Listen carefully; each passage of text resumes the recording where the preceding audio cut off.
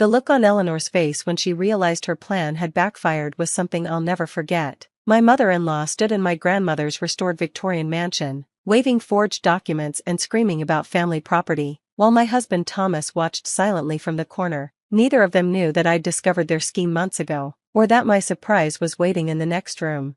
I'm Sophia Anderson, and this is the story of how my mother-in-law's greed destroyed her own family. The house had been in my family for generations. My grandmother, Elizabeth Pierce, was a renowned architect who had lovingly restored the Victorian mansion to its former glory. Every detail, from the hand-carved banisters to the stained glass windows, told a story of our family's history. When she passed away last year, she left the house to me, knowing I shared her passion for historic architecture. "Take care of it, Sophia," she'd said in her final days. "This house isn't just wood and stone, it's our family's heart." I promised her I would, never imagining I'd soon be fighting to keep that promise. The trouble started 3 months after I inherited the house. My husband Thomas and I had been living in a small apartment, saving for our own place, when grandmother left me the mansion. It seemed like a dream come true. Thomas initially shared my excitement, helping me move in and talking about starting our family in such a beautiful home. Then his mother Eleanor came to visit. I should have known something was wrong from the moment she stepped through the door. Eleanor had always been controlling, but that day, her eyes held a calculating gleam I'd never seen before. "Oh my," she breathed, turning slowly in the grand entryway. "This is magnificent. And your grandmother just gave it to you?" "She left it to me in her will," I corrected gently. "I grew up helping her restore it." Eleanor's lips tightened. "Well, isn't that convenient? Now that you're married to Thomas, I suppose this is family property." I felt a chill at her words but brushed it off. "Would you like a tour?" As I showed her around, Eleanor's comments became increasingly pointed. "This house is much too big for just 2 people. The family could use this space for gatherings. These antiques should really stay in the family." By family, of course, she meant her family, the prestigious Walkers, who'd lost much of their wealth through her late husband's poor investments. Though she still maintained appearances, I knew Eleanor was struggling financially. That evening, after she left, Thomas was unusually quiet. "Mom thinks we should let her move in," he said finally. "She's having trouble maintaining her house, and this place has plenty of room." I stared at him. "Thomas, this is our home. Your mother has never liked me, and you know she'll try to take over." "She's family," he argued. "We can't just leave her struggling." The word family again. It would become a weapon in the months to come. I refused Eleanor's request to move in, trying to be gentle but firm. That's when the real trouble began. First came the unexpected visits. Always when Thomas was home, she'd bring old photo albums, reminiscing about the Walker family estate they'd lost, making pointed comments about how some people don't appreciate family history. Then she started accidentally leaving things at our house: clothes, personal items, even furniture. "Oh, just keep it there," she'd say. "I might need it next time I visit." Thomas saw nothing wrong with this gradual invasion. "She's just trying to be close to us," he'd say. But I noticed he never objected when his mother rearranged my grandmother's carefully curated rooms or criticized my modern touches to the historic home. The situation reached a breaking point when Eleanor showed up one Sunday morning with a moving van. "What's going on?" I demanded, blocking the doorway. "Oh, didn't Thomas tell you?" Eleanor's smile was pure poison. "We discussed it, and he agreed it makes sense for me to move in. After all, this is family property now." I turned to my husband, who suddenly found the floor fascinating. "We never discussed this." "Actually," Eleanor cut in, "as the Walker family matriarch, I've been doing some research. Since you and Thomas are married, this house is technically joint property, and as his mother, I have certain rights." She pulled out a folder of documents, waving them triumphantly. My heart stopped when I saw what appeared to be property transfer papers with my signature on them. "These papers give me equal right to residency," she announced, "so you can't stop me from moving in." I snatched the papers from her hand, my legal training kicking in. Yes, I'd kept my job as a lawyer even after inheriting the house, something Eleanor had often criticized as unfeminine. "These are forgeries," I said flatly, "and badly done ones at that." Eleanor's face flushed. "How dare you, Thomas? Are you going to let her speak to me this way?" Thomas finally spoke, his voice weak. "Sophia, maybe we should discuss this." "There's nothing to discuss," I cut him off. "This is fraud, and you both know it." "This house belongs to all of us," Eleanor screamed, her composure finally cracking. "You're just a gold digger who got lucky, Thomas. Tell her. That's when I knew. The strange phone calls Thomas had been taking in private. The missing documents from my home office. The way he'd been trying to convince me to add his name to the house deed for insurance purposes. They'd been planning this for months. Actually, I said calmly, I think it's time for my surprise. Would you both please follow me? Confused, they followed me to my grandmother's study. I opened the door to reveal two people, Detective Sarah Martinez from the Fraud Division and my attorney, James Patterson. Perfect timing, Detective Martinez said, holding up a recording device. We got all of that. Eleanor's face went from red to white. What is this? This, I said, is what happens when you try to con a lawyer who specializes in property fraud. I turned to James, who began laying out documents on my grandmother's antique desk. 3 months ago, Mrs. Walker approached several less than reputable individuals about creating forged property documents. Unfortunately for her, one of those individuals was an informant for the Fraud Division. Detective Martinez picked up the narrative. We've been building a case ever since. The attempted fraud today is just the final piece of evidence we needed. You set me up, Eleanor whispered. No, I corrected her. You set yourself up. I just made sure there were witnesses. Thomas finally found his voice. Sophia, you can't do this. She's my mother. I turned to him, feeling oddly calm. And I'm your wife. Or did you forget that when you were helping her plan this? I was just trying to help my family. No, you were trying to steal from your family. I am your family, Thomas, or at least, I was. I nodded to James, who pulled out another set of papers. These are divorce papers. I've already filled out my part. Thomas staggered back. Divorce? Over this? Over this? I laughed incredulously. You conspired with your mother to try to steal my inheritance, my grandmother's legacy. You betrayed every promise you ever made to me, and you don't even have the decency to admit it. Eleanor tried one last time. You're overreacting. We can work this out as a family. Stop saying that word, I snapped. Family doesn't try to steal from each other. Family doesn't forge documents or conspire behind each other's backs. You want to know what real family means? Let me show you something. I walked to my grandmother's desk and pulled out her journal. My grandmother wrote this the day she decided to leave me the house. Would you like to hear it? Without waiting for an answer, I began to read. Today I watched Sophia working on the garden restoration. Just as she's helped me restore every part of this house since she was a little girl. She doesn't know it yet, but this house will be hers someday. Not because she's my only grandchild, but because she's the only one who truly understands that a home is more than just property. It's a repository of love, memories, and dreams. I know she'll honor those dreams and pass them on to the next generation. I closed the journal, looking at my husband and mother-in-law. That's what family means. It's not about ownership or control. It's about honor, trust, and love, 3 things you know nothing about. Detective Martinez stepped forward. Mrs. Walker, we'll need you to come down to the station to make a statement. This is ridiculous, Eleanor protested. Thomas, do something.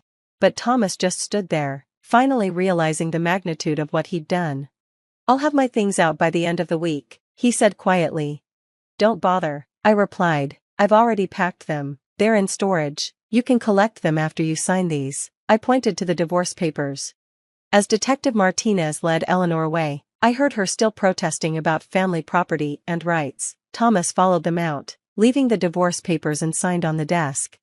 I stood in my grandmother's study, surrounded by the history and love she'd built into every inch of this house. For the first time since this nightmare began, I let myself cry. But they weren't tears of sadness, they were tears of relief, of release, and maybe a little bit of pride. My grandmother had trusted me to protect her legacy, and I had. The aftermath was both easier and harder than I expected. Eleanor was charged with attempted fraud and forgery. She took a plea deal to avoid jail time, but the scandal destroyed what was left of her social standing. The last I heard, she had to sell her house and move in with her sister in Florida. Thomas fought the divorce at first, claiming he'd only been trying to help his mother, but when his own role in the conspiracy came to light, he quickly changed his tune. He signed the papers and moved to another state, apparently unable to face the consequences of his actions. The hardest part was dealing with mutual friends who thought I should have been more understanding about Eleanor's actions. She's still family, they'd say, echoing Thomas's words. But that's the thing about family, real family stands up for what's right, even when it's difficult. My grandmother taught me that. I threw myself into continuing my grandmother's work on the house. Each restored piece of molding, Each carefully preserved fixture became a testament to the true meaning of family legacy. 6 months after the incident, I was working on restoring the garden when a familiar face appeared at the gate. "Ms. Pierce?" It was Detective Martinez. "I'm off duty, but I was in the neighborhood and thought you might like to know." Mrs. Walker's sister kicked her out. Apparently, she tried the same property scheme with her. I had to laugh. Some people never learn. "Would you like to come in for tea?" I offered. I just finished restoring my grandmother's conservatory. As we sat among the blooming flowers, Detective Martinez, Sarah, admired the work I'd done. "You know, my grandmother was an architect too. She would have loved this place." That conversation led to others, and soon Sarah became a regular visitor, helping me with the restoration work. She understood what this house meant, not as property, but as a living testament to family love and heritage. A year later, I was surprised to receive a letter from Thomas. He'd written to apologize, saying he finally understood what he'd lost, not the house, but the trust of someone who had truly loved him. I didn't respond. Some betrayals can't be undone with words. Instead, I focused on building a new kind of family. I started a program for young architects interested in historic preservation, offering internships and workshops in my grandmother's restored workroom. The house that Eleanor had tried to claim as family property became a true family legacy, nurturing new generations of dreamers and builders.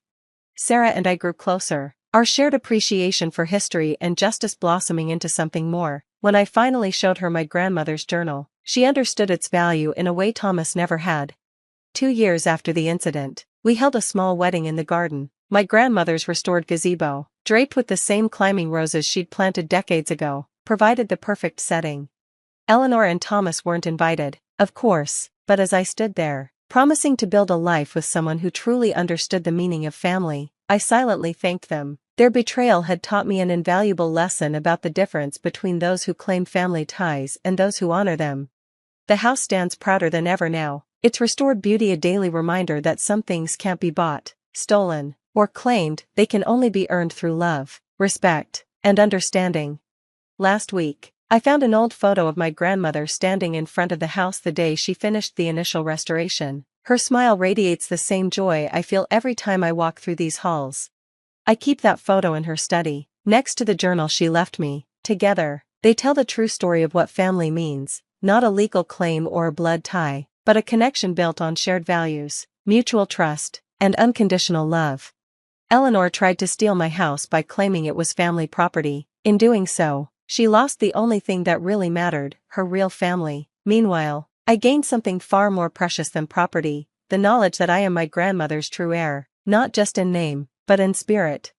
Sometimes, late at night, I walk through the halls of this beautiful old house, running my hands along the walls my grandmother restored and I've maintained. In those quiet moments, I can almost hear her voice, reminding me that a home is more than just wood and stone. It's a testament to the love we choose to give and the family we choose to build. Epilogue. The house continues to be a source of joy and purpose. The preservation program has grown into a full-fledged foundation, helping other families protect and restore their historic homes. Sarah and I are expecting our first child, a daughter we plan to name Elizabeth, after my grandmother.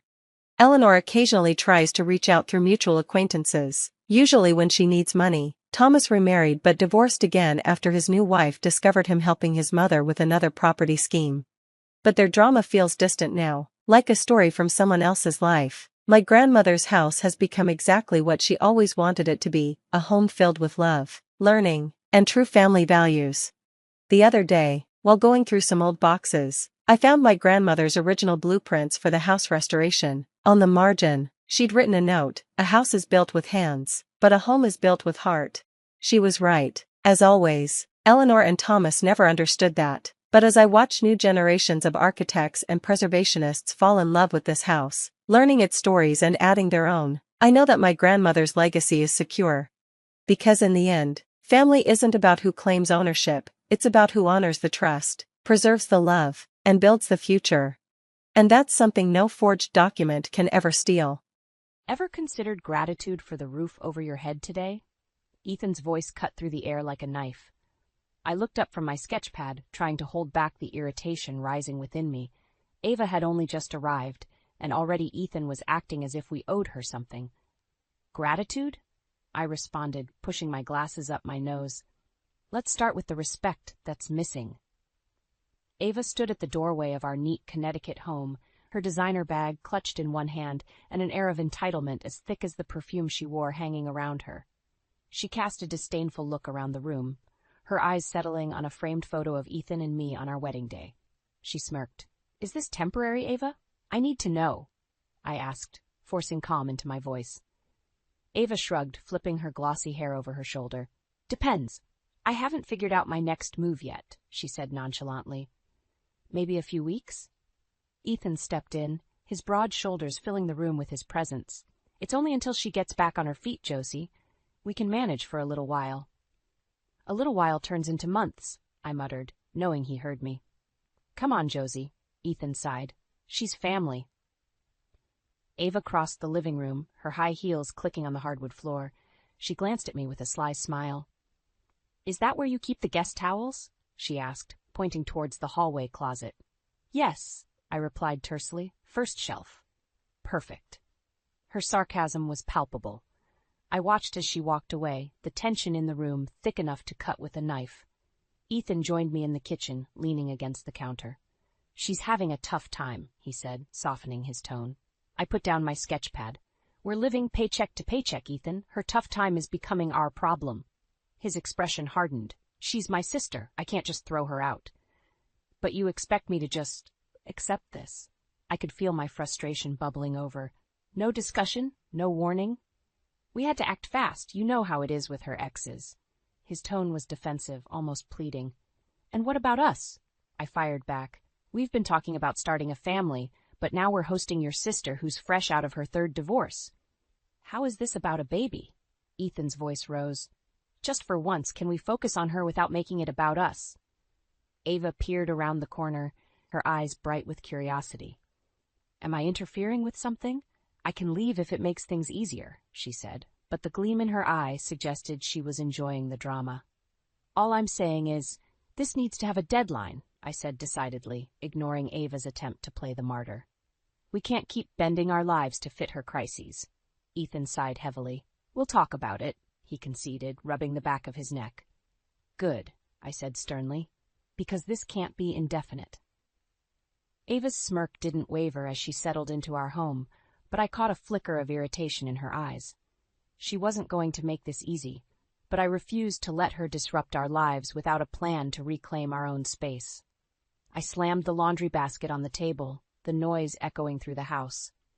Ava's clothes were mixed in with ours, her designer labels standing out starkly. I'd only been able to save a fraction of my quiet mornings, now filled with Ava's constant presence. Ethan spotted my irritation and walked over. "Josie, please. It's been a tough few weeks." "And you think it's been a picnic for me?" I snapped back, yanking out a bright red dress that obviously wasn't mine. "She's taken over everything, Ethan. When is enough going to be enough?" He glanced back at the living room where Ava was lounging, flipping through a magazine. "I know it's not easy, but we're family." I threw a t-shirt into the basket with more force than necessary. "That excuse is wearing thin." Ethan sighed deeply, running a hand through his hair. "Just a little longer, Josie, please." Ava's voice floated into the room, cutting off our conversation. "Ethan, can you get me another coffee?" Ethan's jaw tightened, but he nodded and walked into the kitchen. I followed, watching as he poured coffee into a mug, clearly frustrated. "You're spoiling her," I whispered. "She's never going to leave." He put the coffee down harder than he needed to. "What do you want me to do, Josie? She's my sister." Ava's voice carried over again. "Ethan, where's that coffee?" He glanced at me, defeated, then back towards the living room. "Coming." "Just give me a minute." Once he left the kitchen, I turned my attention back to the laundry. This wasn't just about the inconvenience. It was about our future being put on hold indefinitely. I couldn't stop thinking about the family we'd talked about starting. Every conversation seemed to be derailed by Ava, her needs taking precedence over ours. That evening, as we sat around the dinner table, the tension was palpable. Ava chewed her salad leisurely, glancing up with a careless smile. "You know, it's really nice having people to take care of me for once. I might just stay forever." I clenched my fork, my knuckles turning white. "Hopefully you find your own place soon. It's been a while since we've had the house to ourselves." Ava shrugged, unfazed. "We'll see." After dinner, I confronted Ethan. She doesn't respect our space, Ethan. She's treating this like a hotel. He looked tired, but he didn't respond, just stared at his plate. I've had it, Ethan. We need to have this conversation now. I want a family, and I want it soon. But with Ava here, it's impossible, I said firmly. Ethan looked up, pain in his eyes. We'll talk about it later, I promise. I turned away, feeling a mix of frustration and determination. I knew this was my line in the sand. Don't make promises you can't keep. As I walked out of the room, I could feel Ava's eyes watching me. She knew exactly what she was doing, but I was equally determined. This wouldn't be the end of our story. We needed to reclaim our future, no matter what. Ethan, we need to talk about this, I said, standing in the middle of the living room. Ava can't stay here indefinitely. We had plans, remember? Ethan shifted uncomfortably on the couch. I know, Josie, but she needs us right now. It's not about needs, it's about boundaries, I replied, glancing at Ava, who was sprawled on the other couch, scrolling through her phone with a smirk on her face. Don't stop on my account, Ava said. I'm just living my best life here. That's the problem, I said, my voice rising. You're living your best life while ours is falling apart. Ava put down her phone and looked at me with mock sympathy. Oh, come on, Josie, don't be so dramatic. I'm not being dramatic, Ava. I'm being realistic, I snapped. We need our space back. Ethan and I need to focus on us. Ethan stood up, rubbing his temples. This isn't the time for this conversation. Then when? I demanded. You keep pushing it back, and it's only getting worse. Ava's phone rang, and she picked it up with an exaggerated sigh. Hello? Yes, I'll be there in a minute. Oh, and don't worry, I've got everything under control here. She glanced at me with a smirk. Looks like I've got dinner plans. Don't wait up. As she breezed out the door, Ethan slumped back onto the couch. I don't know what to do, Josie. She's been through so much. And what about us, Ethan? I pressed. We've been through a lot, too. When do we get to focus on our own lives? He looked at me, his eyes filled with pain. I need more time, Josie. I'm running out of patience, Ethan, I said quietly. We need to find a solution, and soon. Days passed, and Ava's presence became more overbearing. She left her things scattered all over the house, took long calls at odd hours, and commandeered the TV for her shows. It felt like she was everywhere, all the time.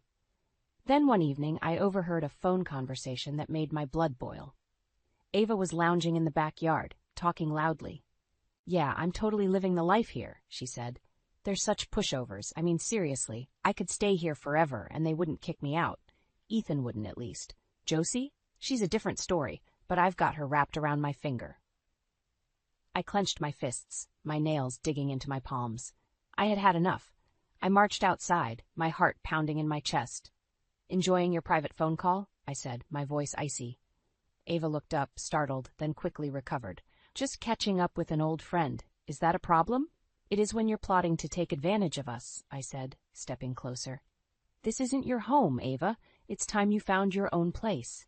I'm family, Ava retorted, her eyes narrowing. You can't just throw me out. Watch me, I said, my voice shaking with anger.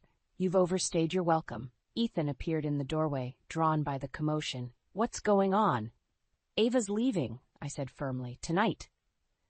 Ethan looked between us, torn. Josie. No, Ethan, this has gone on long enough. Ava stood up, fury in her eyes. You'll regret this, Josie. You're making a big mistake. I'll take my chances, I said. Pack your things, Ava. It's over. As Ava stormed back into the house, I glanced at Ethan. I had to do it. For us. He nodded slowly, sadness etched on his face. I know, we'll figure it out. Watching Ava pack and leave wasn't easy, but it was necessary. Our lives had been thrown into chaos, and we needed to reclaim them. This was just the beginning.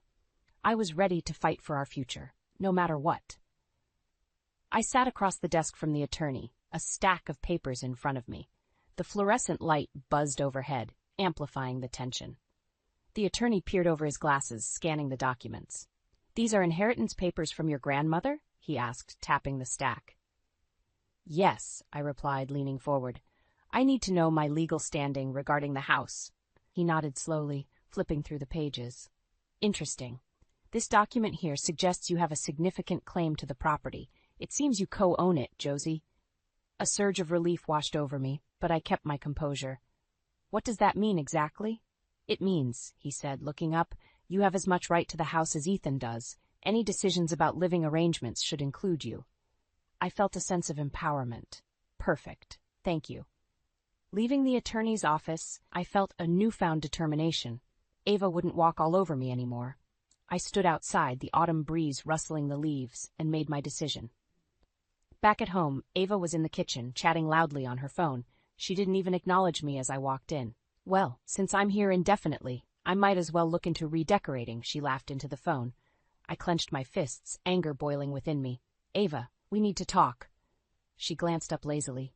Can it wait? I'm kind of busy. No, it can't, I said firmly. I took a deep breath. I visited an attorney today. I co-own this house, and that means I have a say in who stays and who goes. And I'm saying you need to go. Ava's eyes widened, then narrowed. You can't just kick me out, Josie. Ethan won't agree to this. He's on my side. I straightened my shoulders. This is our house, Ava, not just Ethan's, and I've had enough of you treating it like your personal hotel. Just then, Ethan walked in, confusion etched on his face. What's going on here? I stood my ground. I went to see an attorney, and it turns out I co-own this house. I have a legal right to decide who stays here. Ava needs to leave. Ethan's face fell, shock taking over. You did what? You heard me, I said, my voice steady. It's time for her to go. Ava glared at me, her face twisted in anger. You think you've won, Josie? You have no idea what you're getting into. I'll take my chances, I replied coldly. Ethan looked torn, his eyes darting between Ava and me. Josie, this is too much. No, Ethan, I said quietly. This is about us reclaiming our lives. It's about starting a family, about our future. Ava's presence here has made everything worse. Ava took a step forward, her face flushed with rage. You can't do this. I'm family. I matched her step, my voice firm. And this is my home. You need to leave. Ethan put a hand on his forehead, sighing deeply.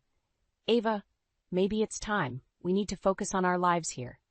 Ava seemed to freeze, betrayal flashing across her face. Fine, she spat. I'll leave, but don't think for 1 second that this is over. She stormed out, slamming the door behind her. I turned to Ethan, my resolve unwavering.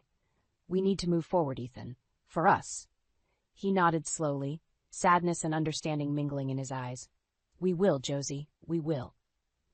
As I watched Ava's car disappear down the street, I felt a sense of victory but also lingering tension. I knew this was only the beginning of reclaiming our home and our future.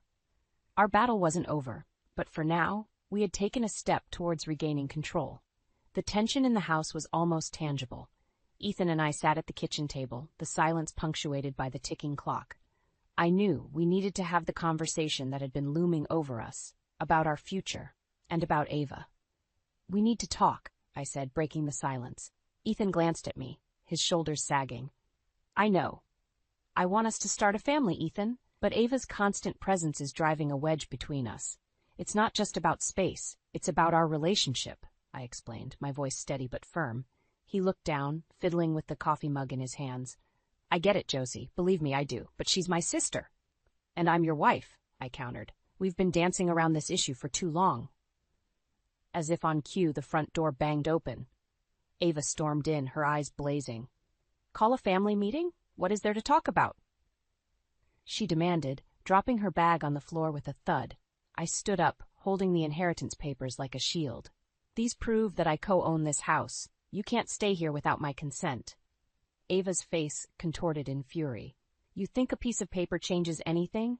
Ethan's my brother. Blood is thicker than a stupid legal document. Ethan stood, stepping between us. Ava, this is serious. We need to talk about what's best for everyone. Ava's laugh was hollow. What's best for everyone, or what's best for Josie? This isn't just about me, I said, my voice shaking with emotion. This is about our future, Ethan's and mine. We want to start a family, and we can't do that with you here. Ethan turned to Ava. She's right, Ava. I love you, but we've got to think about our lives too. Ava's eyes glittered with anger. You're choosing her over me? Your own sister? I'm choosing my wife, Ava. We have to move forward. You'll regret this, Ava hissed. She snatched her bag off the floor and marched toward the door. Don't think for a second this is over. You haven't seen the last of me. We watched her go, the door slamming shut behind her. Ethan sank back into his chair, his face a study in turmoil. Did we do the right thing? He asked quietly. I believe we did, I replied, sitting back down. We needed to set boundaries, for our sake. Days passed, and the house felt strangely quiet, the absence of Ava's chaos almost unsettling. Yet, underneath the calm, a tension lingered. Ethan and I cautiously began rebuilding our routines, our talk of starting a family inching back into conversations. One evening, while folding laundry, I noticed a tear-streaked letter amongst the papers Ava had left behind. It hinted at unpaid debts and manipulation, calling into question everything she had said. Determined, I made a call to our attorney, setting an appointment to discuss further actions we could take. I was ready to protect our future, no matter the cost. Over the next few weeks, Ethan and I started to heal, even finding moments of peace. But I couldn't shake the feeling that Ava was still out there, watching and waiting. It was a fragile peace, and I knew we had to be vigilant. As Ethan and I stood together, planning our future in hushed tones, I felt a spark of hope. We had reclaimed our home. Now, we would fight to keep it. The news that Ava was back in town spread quickly. Ethan and I were trying to rebuild our lives, to return to some sense of normalcy, but Ava's shadow loomed large. One evening, as we sat down to dinner, the phone rang. Ethan answered, his face growing pale as he listened. "Ava," he whispered, putting the call on speakerphone. "Miss me?" Ava's voice was sharp and mocking. "You didn't think I'd disappear that easily, did you?" "Ava, what do you want?" I asked, my voice steely. "Oh, just wanted to remind you two that family is forever," she replied sweetly. "I was hoping we could reconcile." "Reconcile?" Ethan's voice was wary. "Yes, little brother, you see, I've had some time to think and I realized that maybe I was too hasty. Let's meet and talk," she said. "Where?" I asked, not hiding my suspicion. "There's a cafe downtown, tomorrow at noon," she said, and the line went dead. Ethan and I exchanged glances, worry etched on his face. "Josie, what if she means it? Or what if she's planning something?" I replied. When we arrived at the cafe the next day, Ava was already there, sipping on a latte. She smiled as we approached, but there was no warmth in her eyes. "Glad you could make it," she said, gesturing to the seats opposite her. "Ava, why did you call us here?" I asked, cutting to the chase. "Straight to business, huh? No pleasantries?" She laughed, a cold, empty sound. "Fine, I need money." Ethan stiffened. "Money? For what?" "To fix the mess you two made in my life. Remember, I was the one uprooted," she said, leaning forward. "I need help with my debts." We were silent for a moment. Ava's demanding nature hadn't changed. If anything, it had become more desperate. "We can't just give you money, Ava," I said firmly. "Really?" Her eyes flashed with anger. "You owe me. Compensate me for the life you disrupted." "Ava, you were the one who stayed for months causing trouble," Ethan said, his voice equally firm. She sighed dramatically. "Fine. If it's not money you'll give, maybe your support. I need a favor." "What kind of favor?" I asked warily. "Just a place to stay for a while, a roof over my head until I sort things out," she said, her tone almost pleading. Ethan looked at me, conflicted. "Josie?" "No," I said, shaking my head. "We've been through this. You need to stand on your own, Ava." Ava's expression turned icy. "I see. So this is your final answer?" "Yes," I replied firmly. "It is." She stood, her chair scraping loudly against the floor. "You'll regret this," she hissed. "Remember my words, Ethan. Family is forever." With that, she stormed out of the cafe, leaving us in a tense silence. Ethan reached for my hand, his grip tight. "We did the right thing," he said, more to convince himself than me. "Did we?" I whispered, the doubt creeping in. As weeks passed, Ava didn't let up. She sent messages, left voicemails, and once even showed up at Ethan's workplace, causing a scene. She was relentless, her presence a constant reminder of the turmoil she brought into our lives. One night, Ethan came home looking more worn out than ever. "She was at my office again today." "Ethan, we can't keep living like this," I said, my frustration spilling over. "She's pushing and pushing, trying to break us." "We need to find a way to stop her," he agreed. "For good." In that moment, I saw a spark of the old determination in Ethan's eyes. We would fight this battle together. Ava's reign of terror in our lives had to end. We would find a way to reclaim our peace and future, no matter what. Late one evening, Ethan and I sat in the living room, drowning in the constant pressure caused by Ava's harassment. The phone rang again, piercing the quiet. Ethan picked up, his voice weary. "Hello?" "Ethan, it's Ava. Miss me?" Her voice dripped with malice. "What do you want, Ava?" Ethan asked, his patience worn thin. "I'm just making sure you remember that family sticks together," she replied, the threat barely concealed. I need you to help me, or else there'll be consequences. Or else what? I interjected, grabbing the phone from Ethan's hand. Or else I start talking, she replied smoothly.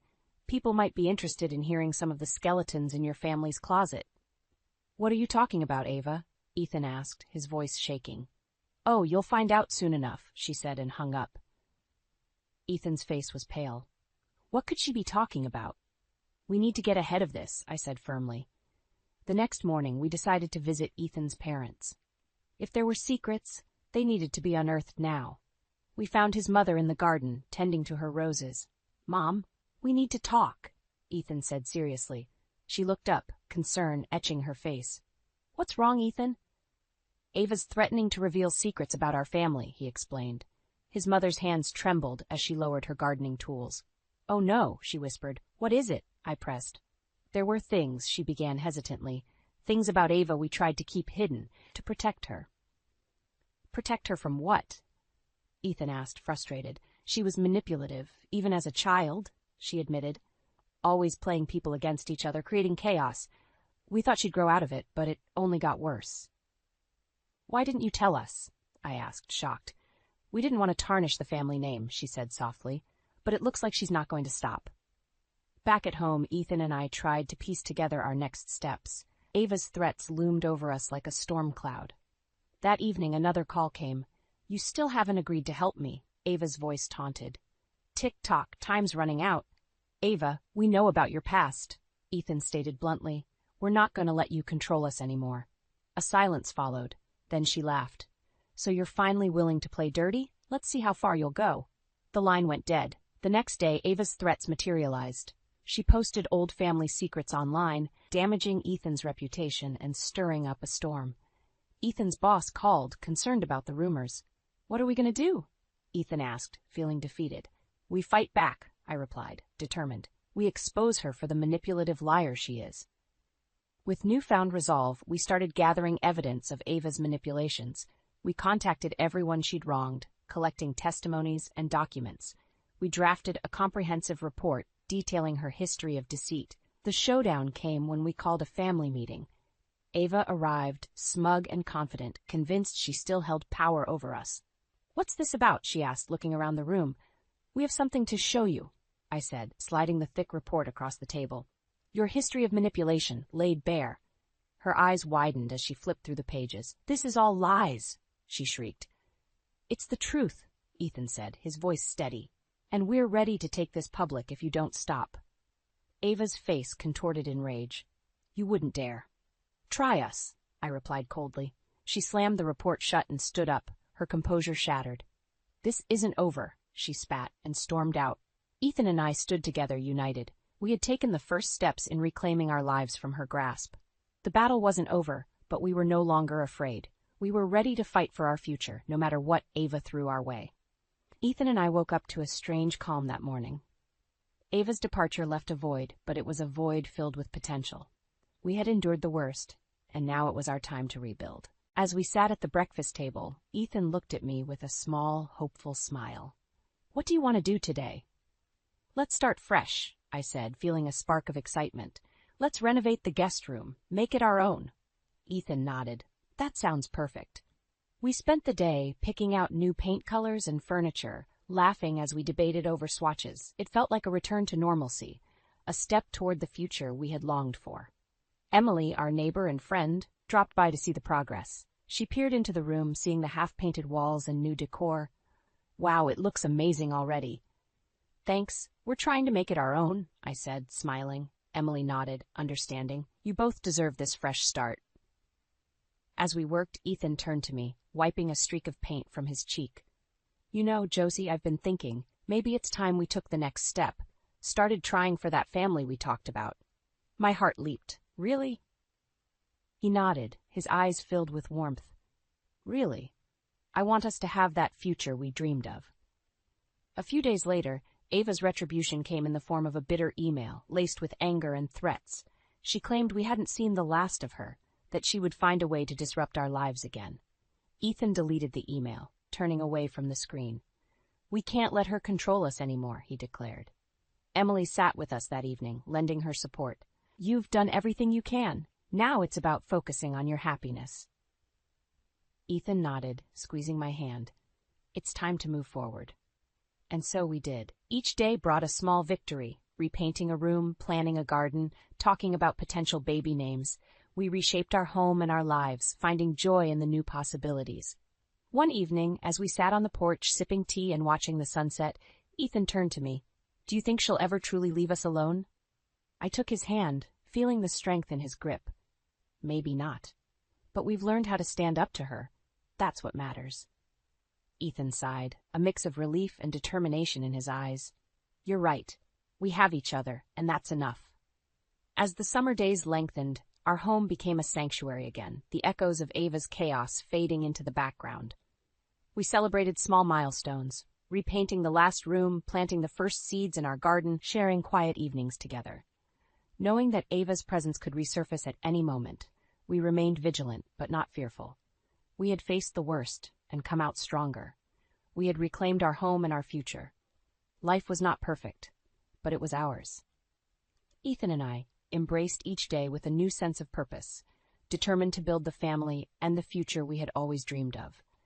And as the sun set on another day, we knew that whatever challenges lay ahead, we would face them together, standing tall and resilient. With hope in our hearts and the promise of new beginnings, we looked forward to the bright horizons yet to come.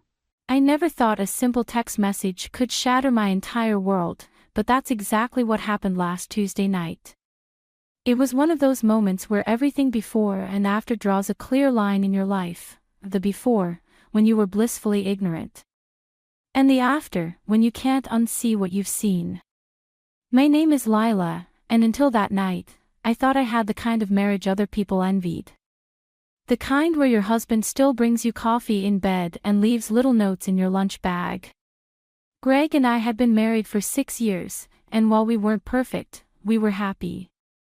At least, that's what I kept telling myself. I was folding laundry when Greg's phone buzzed on the dresser.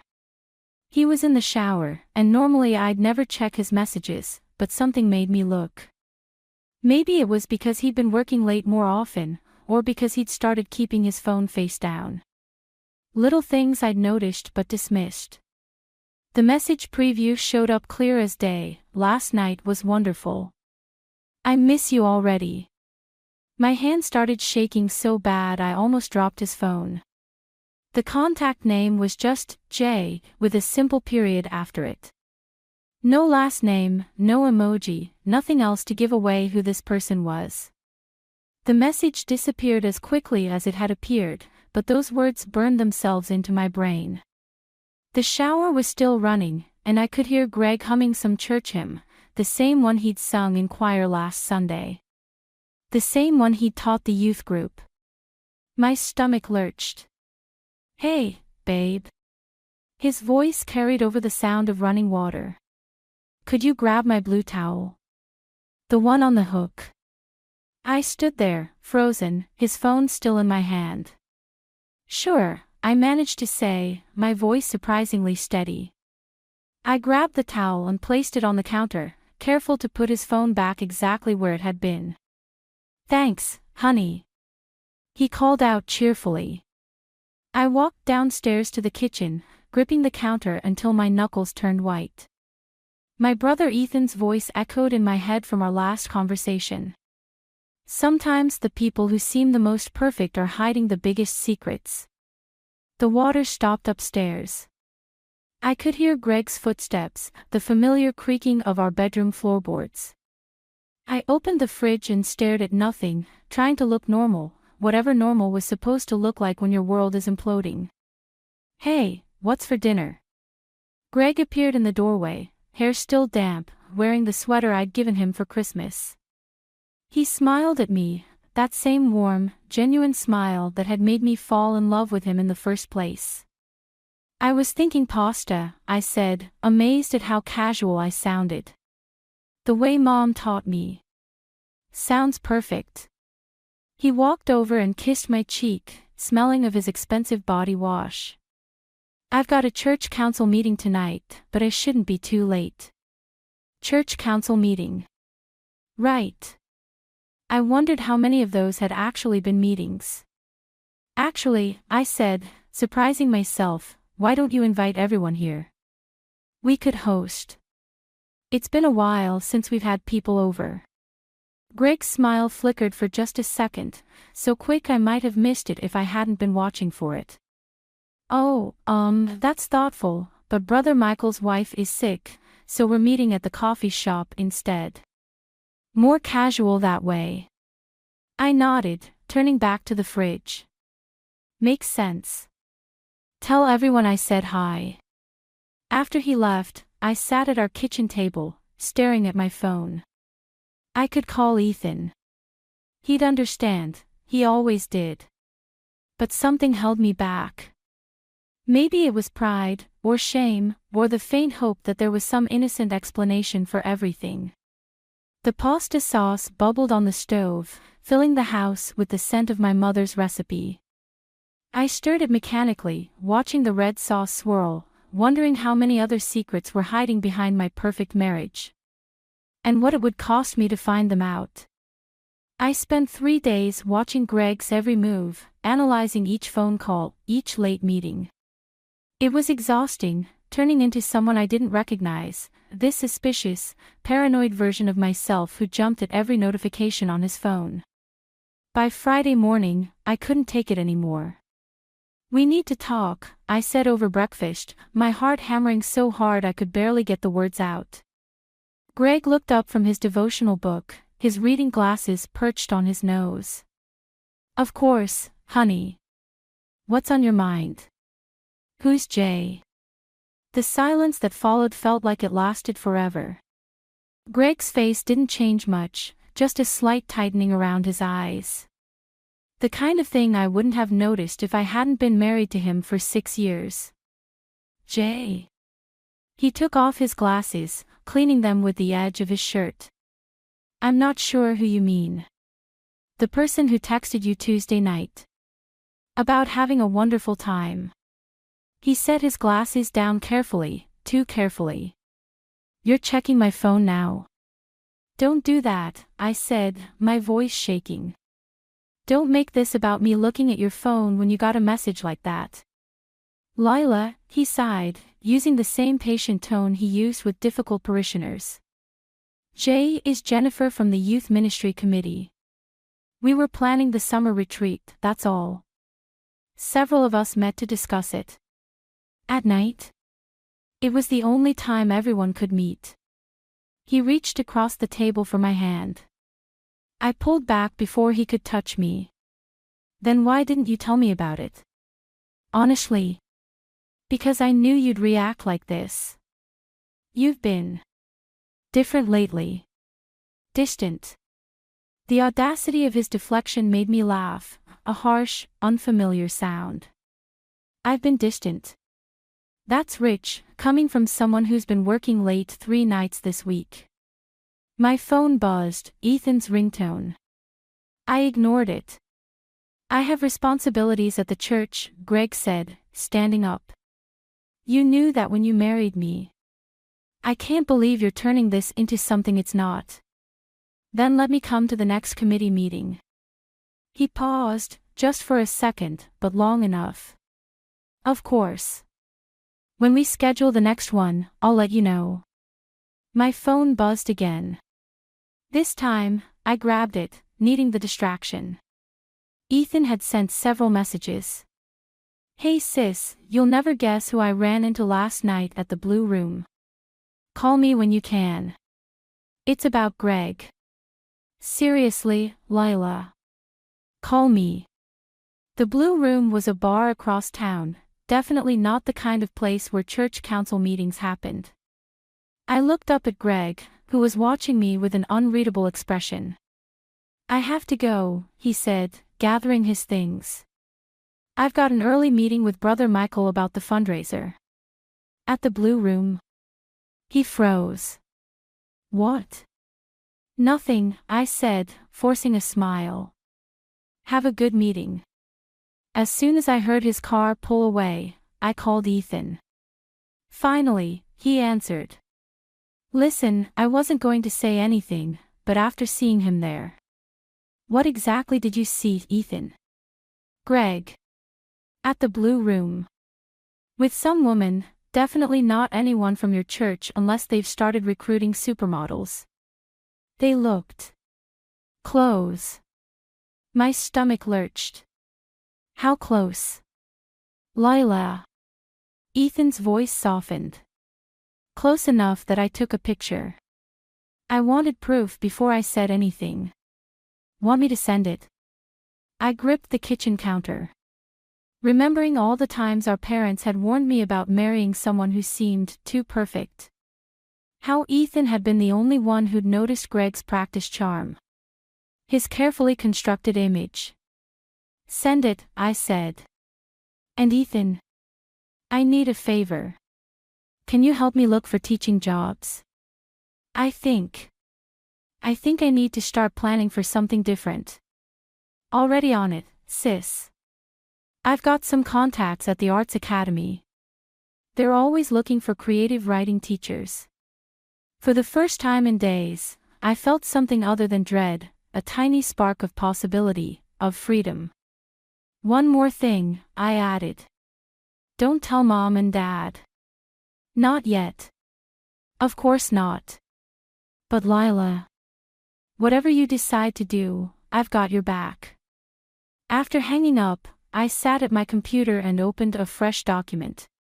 Teaching experience, I typed, then paused, cursor blinking. It felt like writing my own Declaration of Independence. My phone buzzed again, another message from Greg, love you. Praying for us. I left it unanswered and kept typing. The email from Riverside Arts Academy arrived exactly 1 week after I'd submitted my application. My hands shook as I opened it. Sitting in my car outside the grocery store where I'd been pretending to shop while Greg was at another church meeting. We're pleased to offer you the position of creative writing teaching assistant. I had to read it 3 times before the words sank in. A real job. My job. Something that was just mine, not connected to Greg or the church or my parents' expectations. My phone rang, Ethan's name lighting up the screen. Did you get it? He asked before I could even say hello. I got it. My voice cracked. I actually got it. Of course you did. You were always the writer in the family. He paused. Have you told Greg yet? No. I haven't told anyone except you. I watched a young couple walk past my car, holding hands, looking happy. I'm not sure how to. Heads up, Ethan interrupted. I'm sending you something. Don't open it until you're somewhere private. My phone buzzed with an incoming message. What is it? Remember that picture I took at the Blue Room? Well, I went back last night. Greg was there again. Different woman this time. The grocery store's fluorescent lights suddenly seemed too bright. Different. Just look at it when you're ready. And call me after. I drove home in a daze, the unopened message burning a hole in my pocket. Greg's car wasn't in the driveway, another late meeting, no doubt. Inside, I sat at our kitchen table, the same place where he'd lied to my face about Jennifer from youth ministry, and opened Ethan's message. The photo was slightly blurry but clear enough. Greg, wearing the blue shirt I'd ironed for him that morning, sat in a dimly lit booth. A woman with long dark hair leaned into him, her hand on his chest, both of them laughing at some private joke. The timestamp showed 7:43 p.m., right in the middle of what was supposed to be his Bible study group. My phone buzzed again, a text from my mother, coming by to drop off some casseroles for the church potluck. Be there in 10. Panic seized me. I couldn't face her right now, couldn't maintain the perfect daughter-in-law facade while my world was crumbling. I grabbed my keys and was halfway to the door when it opened. Greg stood there, home hours earlier than expected. Hey, he said, surprised. Going somewhere? The job offer email felt like it was burning through my phone screen. Just running errands. He stepped closer, and I caught a whiff of unfamiliar perfume. You okay? You look pale. Actually, I said, my voice steadier than I felt, I got a job offer today. Teaching assistant position at Riverside Arts Academy. His face darkened. A job. We talked about this, Lila. We agreed you'd focus on church activities and starting a family. No, you agreed. I just stopped arguing. What's that supposed to mean? Before I could answer, my mother's voice called from the driveway. Lila. Greg? I brought dinner. Greg's expression shifted instantly into his perfect son-in-law smile. Susan. What a wonderful surprise. I watched him hug my mother, help her with the casserole dishes. Compliment her cooking, the performance I'd seen 1,000 times but never really noticed before. My phone buzzed again, another message from Ethan. Don't let him gaslight you. You deserve better. My mother was chattering about the upcoming church fundraiser, Greg nodding attentively, when I finally found my voice. I start next Monday, I said quietly. They both turned to look at me. Start what, dear? My mother asked.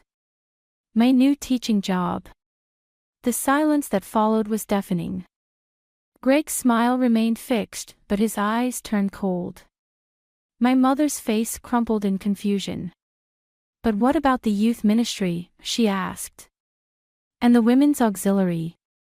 And I need to do this, I said, surprising myself with how calm I sounded. For me. As my mother launched into a lecture about priorities and family obligations, I caught Greg checking his phone. Smiling slightly at whatever, or whoever, had messaged him. I touched my own phone, feeling the weight of Ethan's photos like evidence of a crime. Soon, very soon, everyone would know exactly who Greg Turner really was. But first, I needed to secure my escape route. Mom, I interrupted her mid-sentence, tell me more about that church fundraiser. I have some ideas I'd like to share. My first week at Riverside Arts Academy felt like stepping into another world. No church politics.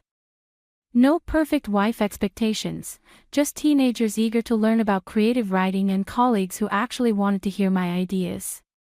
It was intoxicating. Mrs. Turner, I love your idea about personal narratives, Sarah, one of my students, said after class. It's like you really get how stories can help us understand ourselves. I flinched at Mrs. Turner but managed to smile. I hadn't told anyone at school about my crumbling marriage or the photos burning a hole in my phone's memory. Here, I could pretend to be whole. The illusion shattered when I walked into the teacher's lounge and saw a familiar face, Jennifer from youth ministry. Not the imaginary Jennifer from Greg's Lies, but the real one, who apparently taught music here. Our eyes met, and her face went pale. Lila, she said, gathering her things quickly. I didn't know you were teaching here. Funny, I didn't know you were either. Especially since Greg said you were organizing the summer retreat with him. She paused, guilt flashing across her face. Listen, Lila. Was any of it true? Any of those late-night meetings? I haven't been to a youth ministry meeting in months. She lowered her voice. I've seen him, though. At the Blue Room. With.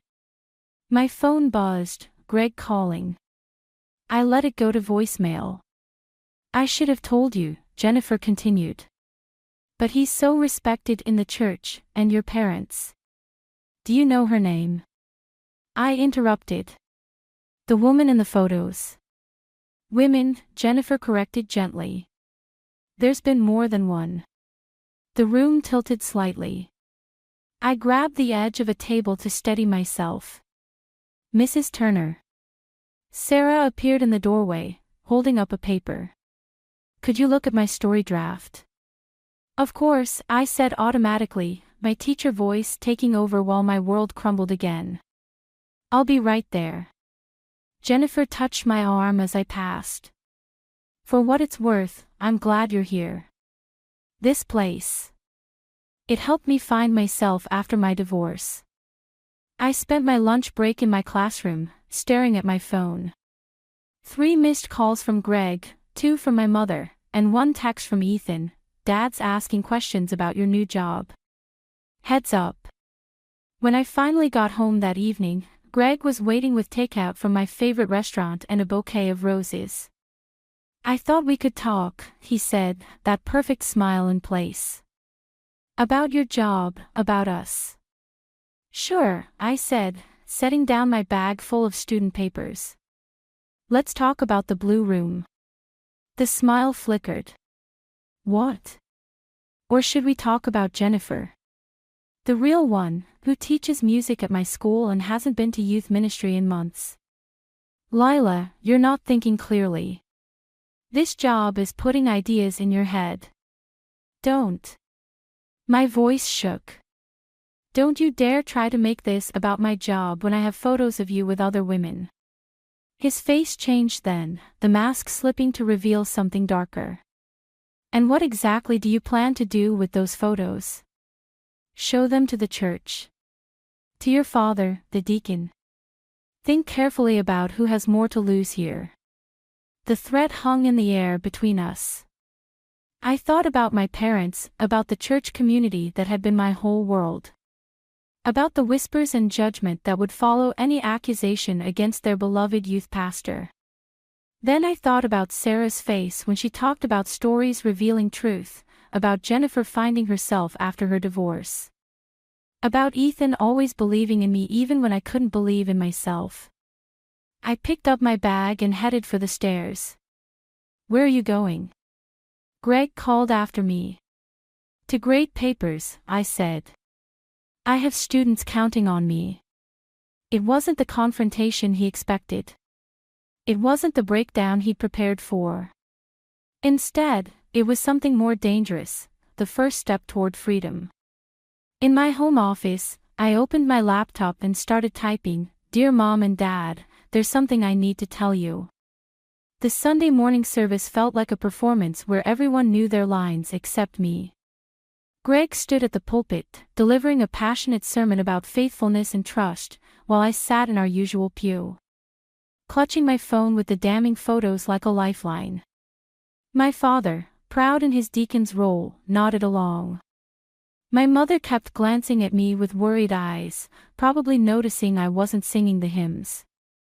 The letter I'd written them sat unopened in my purse, heavy as a stone.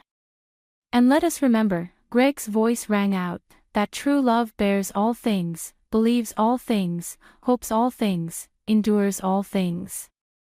I caught Jennifer's eye across the church. She looked away quickly, but not before I saw her slight head shake. 3 more women had approached me this week, each with their own Greg story. The youth pastor's charm had apparently worked on more than just me.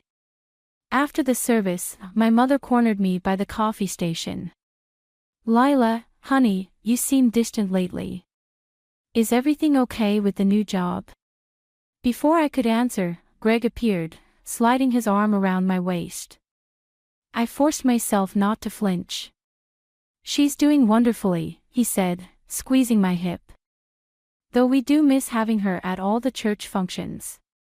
Actually, I said, stepping away from his touch, I need to talk to both of you.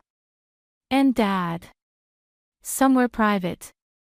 My mother's face lit up. Oh. Are you? Are we finally getting some good news about a baby? Greg's fingers dug into my arm. Honey, remember we have that lunch appointment. Cancel it. I pulled away, my voice stronger than I felt. This can't wait. We gathered in my father's office, the same room where Greg had asked for permission to marry me 6 years ago. My parents sat behind the desk, Greg took the chair nearest the door, and I remained standing. I found something, I said, pulling out my phone. About Greg. About who he really is. Lila, Greg's voice carried a warning. Think carefully about what you're doing. My father frowned. What's going on? I opened my mouth to explain, but my mother interrupted. Whatever it is, we can work through it with prayer and counseling. That's what family does. Family doesn't do this, I said, and showed them the first photo. The silence that followed was deafening. My father's face turned red, then purple. My mother's hand flew to her mouth. These are obviously doctored, Greg said smoothly. Lila's been under a lot of stress with the new job. Ask Jennifer, I cut in. Ask any of the women who've come forward. Ask Brother Michael's wife why she really left town last year. My father stood so abruptly his chair crashed backward. Get out. Robert, my mother whispered. Not Lila, he clarified, turning to Greg. You. Get out of my office. Now. Greg's mask slipped for just a moment, revealing the anger underneath. Then he smiled, that perfect, practiced smile. Of course. I'll let you all discuss this as a family. Though I should remind everyone how much the church relies on my youth ministry programs. And the summer camp funding. Are you threatening us? My voice shook with disbelief. Not at all, dear. Just remembering how much we all have to lose if scandal touches our church family. He stood, straightening his tie. I'll be at home when you're ready to talk sensibly. After he left, my mother started crying. My father paced, muttering about damage control. I stood there, feeling oddly calm, watching their world unravel just as mine had. There's more, I said quietly. And I'm not the only one with evidence. My father stopped pacing. What do you want to do? For the first time in weeks, I knew exactly what I wanted. I want a divorce. And I want him gone, not just from my life, but from any position where he can hurt other women. The scandal. My mother began. Will be nothing, I finished, compared to what happens if we let him continue. My phone buzzed, a text from Ethan, ready when you are, sis. The truth sets you free. I looked at my parents, seeing them clearly perhaps for the first time. So, are you with me, or with him? I didn't expect Greg to be waiting at home when I returned from my parents' office. But there he was, sitting in our darkened living room, a glass of whiskey in his hand, something I'd never seen him drink before. You know what's funny, he said as I closed the door. I actually thought you'd keep quiet. Good girls always do. I'm not that girl anymore. I reached for the light switch, but he stopped me. Leave it off. Suits the mood better, don't you think? The day my perfect little wife decided to destroy everything we built. My phone buzzed, probably Ethan checking on me. Greg's eyes flickered to my pocket. More evidence to share. He laughed darkly. Go ahead. Show everyone. But remember, churches love a redemption story. A repentant sinner, forgiven by his loving wife. They'll eat it up. But a bitter woman spreading rumors. That's harder to sell. They're not rumors. I have proof. And I have 6 years of being the perfect youth pastor. Who do you think they'll believe? He stood, moving closer. Besides, your father's already calling my cell. Want to know what he said? My stomach dropped. You're lying. Greg, son, let's handle this internally. For the church's sake. Your own father, choosing peace over truth. Just like you should. A text lit up my phone. Mom wants you to come home. Says you need time to think and pray about this. The room spun slightly. After everything, after the photos and the testimonies, they were still choosing the comfortable lie over the painful truth. It's not too late, Greg said softly, using his counseling voice. We can fix this. I'll get help. We'll renew our vows. Think about your students, your position at the school. Small towns talk, Lila. Is this really how you want to be known? For a moment, I wavered. The familiar pull of conformity, of keeping peace at any price, tugged at me. Then I remembered Jennifer's face, the other women's stories, the weight of silence. Actually, I said, I do know how I want to be known. I turned on the light. Greg blinked, looking suddenly smaller, less certain. I want to be known as the woman who stopped you. And I'm not alone. I pulled out my phone, showing him the group text with Jennifer and the other women. We're all coming forward. Together. Tomorrow, at the church board meeting. You wouldn't dare. I already did. Check your email.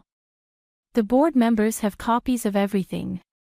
Even that video from the Blue Room security camera that Ethan retrieved. The one from last Thursday. Greg lunged for my phone. I stepped back, but not before he grabbed my wrist, squeezing hard enough to hurt. Let go, I said quietly. Or what? You'll add assault to your little list of accusations. No need. Ethan's voice came from the doorway. I've got that part covered. Greg released me, spinning around to find my brother recording everything on his phone. Behind him stood my father, his face ashen. I thought. Greg started. You thought I'd cover for you, my father said. Choose the church's reputation over my daughter's truth. That's what men like you always think. Get out, I said to Greg. Now. Before I add pressing charges to tomorrow's agenda. He grabbed his keys, mask completely shattered. You'll regret this. All of you. After he left, my father couldn't meet my eyes. Lila, I'm so. Don't. I rubbed my wrist where Greg's fingers had left marks. Just tell me you'll stand with me tomorrow.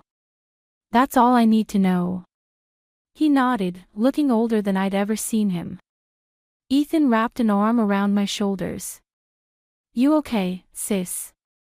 No, I admitted. But I will be. My phone buzzed again, Jennifer, adding another woman to our group chat. Then another. And another. Tomorrow would be hard. Some people would never forgive me for shattering their perfect image of Greg. But as the messages kept coming, I realized something important. Sometimes breaking the silence means breaking everything else too. And maybe that's exactly what needs to happen. The church board meeting felt more like a trial, with 12 stern faces staring down at us from their elevated platform. Greg sat on one side with his lawyer, while I sat with Jennifer and the other women. My mother's empty chair beside my father spoke volumes. Before we begin, Greg's lawyer announced, my client would like to make a statement.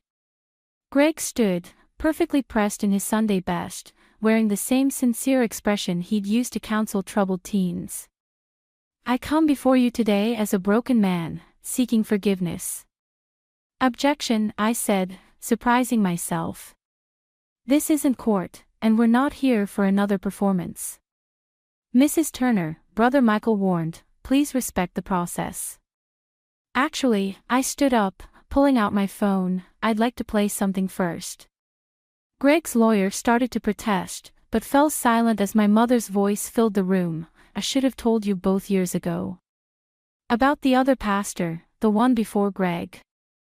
About why we really left our old church.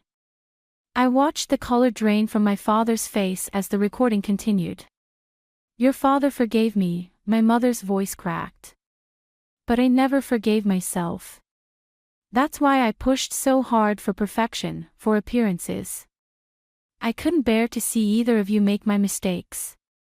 Greg's mask slipped, just slightly. He hadn't expected this. My mother couldn't be here today, I said, stopping the recording.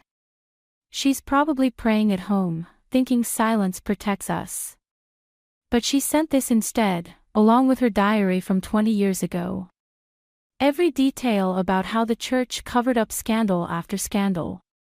Different pastors, same story. "This is irrelevant," Greg's lawyer interjected. "Actually," Jennifer stood up beside me, "it's exactly relevant. Because it stops today." One by one, the women stood.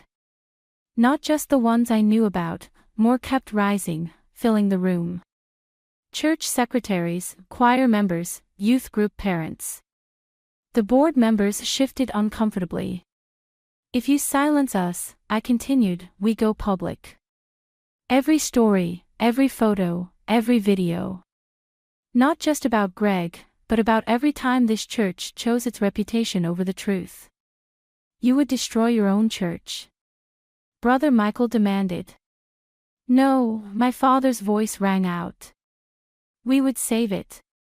He descended from the platform, removing his deacon's collar. 20 years ago, I chose the church's reputation over my wife's healing. I won't make that mistake again." Greg stood up, desperation cracking his perfect facade. "Robert, think about what you're doing. Think about—" "I am thinking," my father interrupted. "For the first time in years, I'm thinking clearly." He turned to the board. "Either we deal with this now, openly and honestly, or I release every document I've collected over 2 decades as deacon. Every covered-up scandal, every quiet resignation, every secret payment. Your choice." The room erupted in chaos. Greg's lawyer whispered urgently in his ear. Board members huddled together, casting nervous glances our way. In the midst of it all, my phone buzzed with a text from my mother, "I'm outside. When you're done telling the truth, come home. We have a lot to talk about." I looked around the room, at Jennifer's determined face, at the women standing tall despite their fear. At my father finally choosing truth over appearance. Then at Greg, his carefully constructed world crumbling around him. "You know what the difference is between you and my mother?" I said to him quietly.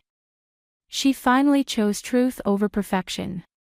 You never will." The board chairman cleared his throat.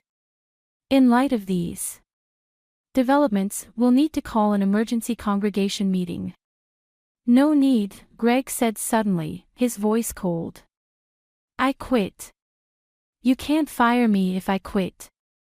"That's not how this works anymore," Jennifer replied. "Quitting doesn't erase what you did." He turned to me, all pretense gone. "Happy now? You've ruined everything." I thought about my students at Riverside, about Ethan's unwavering support, about my mother waiting outside, ready to break 20 years of silence.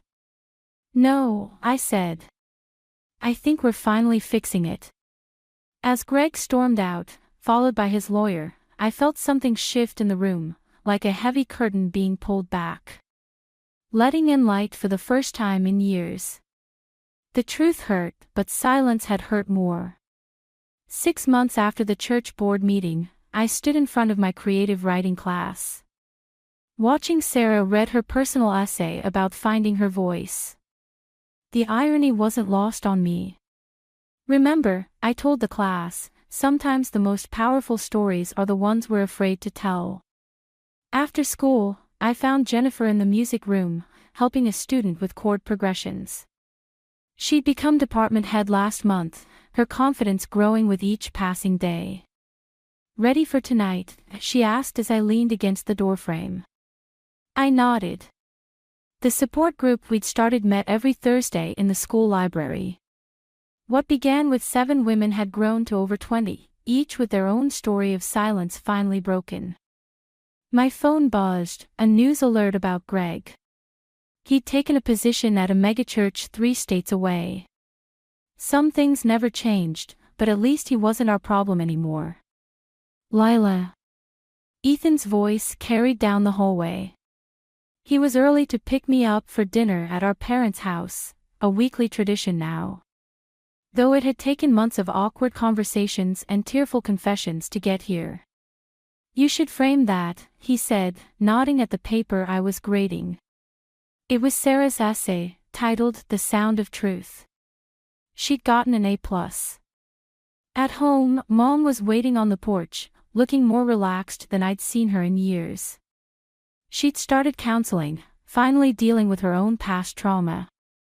Dad sat beside her, his deacon's collar replaced by a simple sweater. "I made your favorite," Mom said, hugging me. "And I have something for you." Inside, she handed me a worn leather journal. "I found this while cleaning out the attic. It's from right after everything. I thought maybe it could help with your book." I ran my fingers over the cover. I'd started writing my story, our story, 3 months ago. Not for revenge or exposure, but for healing. For truth. Speaking of the book, Ethan chimed in, "Guess who called me today? That publisher I told you about. They want to see the first 3 chapters." Mom tensed slightly, then deliberately relaxed. Good. It's time people understood how silence spreads, and how to break it. Over dinner, Dad asked about the support group, something he never would have done before. "Are you helping people?" "We're helping each other," I corrected gently. "That's the difference." Later, as Ethan drove me home, he asked the question I knew was coming. "Have you read the letter yet?" Greg had sent it last week, a lengthy apology that felt more like self-justification. It sat unopened on my kitchen counter. "Not yet," I said. "Maybe never. You don't owe him forgiveness." "I know. That's why I can choose to give it anyway. Not to him, but to myself." At home, I opened Mom's journal, a loose paper falling out. It was a recent note, not part of the original diary. "Dearest Lila. When you were born, I prayed you'd never know the pain of betrayal. Now I pray you'll always know the strength of speaking truth. You taught me that sometimes the greatest act of love is refusing to keep secrets that hurt us. All my love. Mom." I sat at my desk, opened my laptop, and began to write. Not about Greg or the scandal, but about a woman finding her voice. About a family healing through honesty. About the difference between forgiveness and permission to forget. Sarah's essay lay beside me, her final line highlighted. "Sometimes breaking the silence means breaking everything else too. But what grows in those cracks is stronger than what was there before." My phone lit up with messages from the support group chat, women sharing victories, big and small. Jennifer announcing her promotion. Another member leaving an abusive relationship. Each message a reminder that truth, once spoken, keeps spreading. I thought about Greg's unopened letter, about Mom's journal, about all the stories still waiting to be told. Then I started typing. This is not a story about revenge. This is a story about voice. The cursor blinked, waiting for what came next. For the first time in my life, I knew exactly what to say. I never imagined a simple doorbell could herald such chaos. It rang with an innocuous melody, yet the sound sent tremors through my peaceful afternoon like a distress signal. I peered through the window and my heart sank. Rowena and Elsie stood on my doorstep, armed with suitcases and sheepish grins. As I opened the door, Rowena swept me into an unwanted embrace. "Brinley, darling. Surprise, we'll be staying with you for a while." Elsie breezed past me, already making herself at home. "Thanks for having us, sis. You're a lifesaver." I forced a smile, my mind reeling. Carter emerged from the kitchen, his face mirroring my confusion. "Mom, Elsie, what's going on?" "Well, you see," Rowena began, "we're having a bit of work done on the house, and we'll need to stay somewhere for a few weeks." Carter's brow furrowed.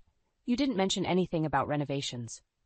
"It was rather sudden," Rowena said with a dismissive wave. "But no need to fret, dear. We'll be out of your hair before you know it." Elsie plopped onto the couch, kicking off her shoes. "Yeah, just a temporary thing. You two lovebirds can handle us for a little while, right?" I shot Carter a pleading look, but he simply shrugged, seemingly accepting the situation. As Rowena and Elsie chattered about their living arrangements, A sinking feeling settled in my stomach. My peaceful oasis had been infiltrated, and I had a gut instinct this was just the beginning of a very unwelcome disturbance. Rowena and Elsie wasted no time making themselves at home. And by at home, I mean trampling all over my personal space and boundaries. It started small. Elsie borrowing my makeup without asking, or Rowena snooping through my home office under the guise of curiosity. But soon, their intrusions grew more audacious.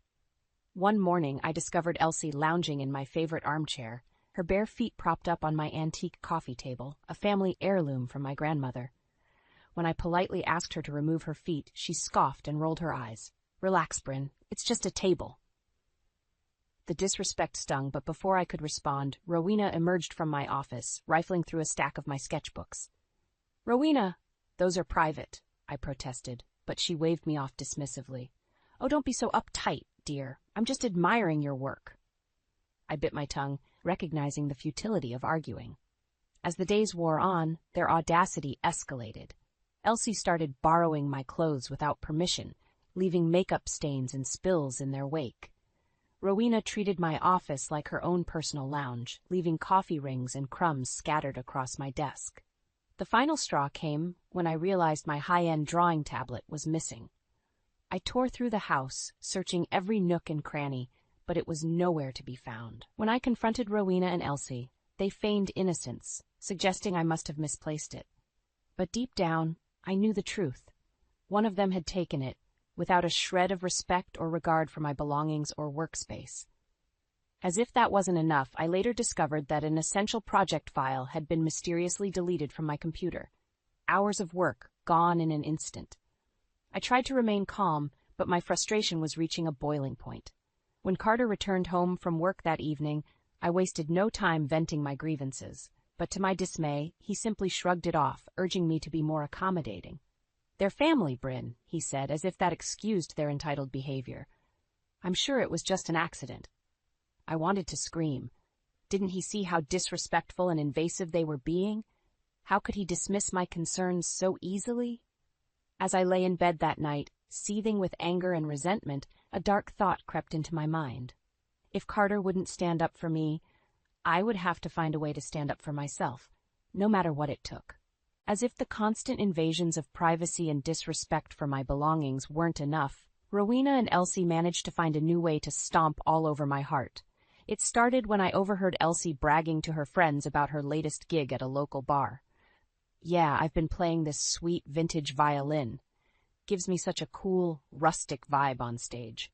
My blood ran cold. There was only one vintage violin she could be referring to, my late grandfather's treasured instrument, passed down through generations. The thought of Elsie carelessly lugging it around to seedy bars made me sick. I confronted her later that day, my voice trembling with anger. "Have you been using Grandpa's violin for your gigs?" Elsie had the audacity to roll her eyes. "Relax, Bryn. I'm just borrowing it." "Borrowing it? That violin is a priceless family heirloom. You can't just take it without asking." "Geez, calm down. It's not like it's made of gold or something." Her flippant attitude only fueled my rage. I stormed into the living room, where Rowena sat sipping tea, and demanded an explanation. "Did you know about this? Did you give her permission to take Grandpa's violin?" Rowena set down her cup, leveling me with an icy glare. "And what if I did? It's been gathering dust in the attic for years. At least Elsie is putting it to good use." I couldn't believe what I was hearing. That violin was more than just an instrument. It was a cherished connection to my late grandfather, a man I deeply loved and respected, and they were treating it like a disposable toy. "Put it to good use?" I sputtered. "She's hauling it around to dive bars and God knows where else. It's going to get damaged or stolen." "Don't be so dramatic," Rowena snapped. "Elsie is being responsible with it." I opened my mouth to argue, but the words died in my throat as Elsie sauntered in, cradling the violin with reckless abandon. Sure enough, there were fresh scratches and dents marring the once pristine surface. Tears of rage and heartbreak stung my eyes as I rushed over, carefully taking the instrument from her grasp. "You've damaged it," I choked out. "How could you be so careless?" Elsie merely shrugged. "It's just a silly old violin, no big deal." In that moment, I understood the depth of their disrespect and entitlement. To them, My cherished possessions and family heirlooms meant nothing. They were mere objects to be used and discarded at their convenience. As I cradled the battered violin, I knew something had to change. If they couldn't respect my boundaries or my belongings, I would find a way to make them pay, no matter what it took. Just when I thought Rowena and Elsie couldn't stoop any lower, Carter dropped a bombshell that shattered what little remained of my trust in him. We were sitting down for dinner, a rare moment of normalcy amidst the chaos, when he cleared his throat nervously. "Bryn, there's something I need to tell you."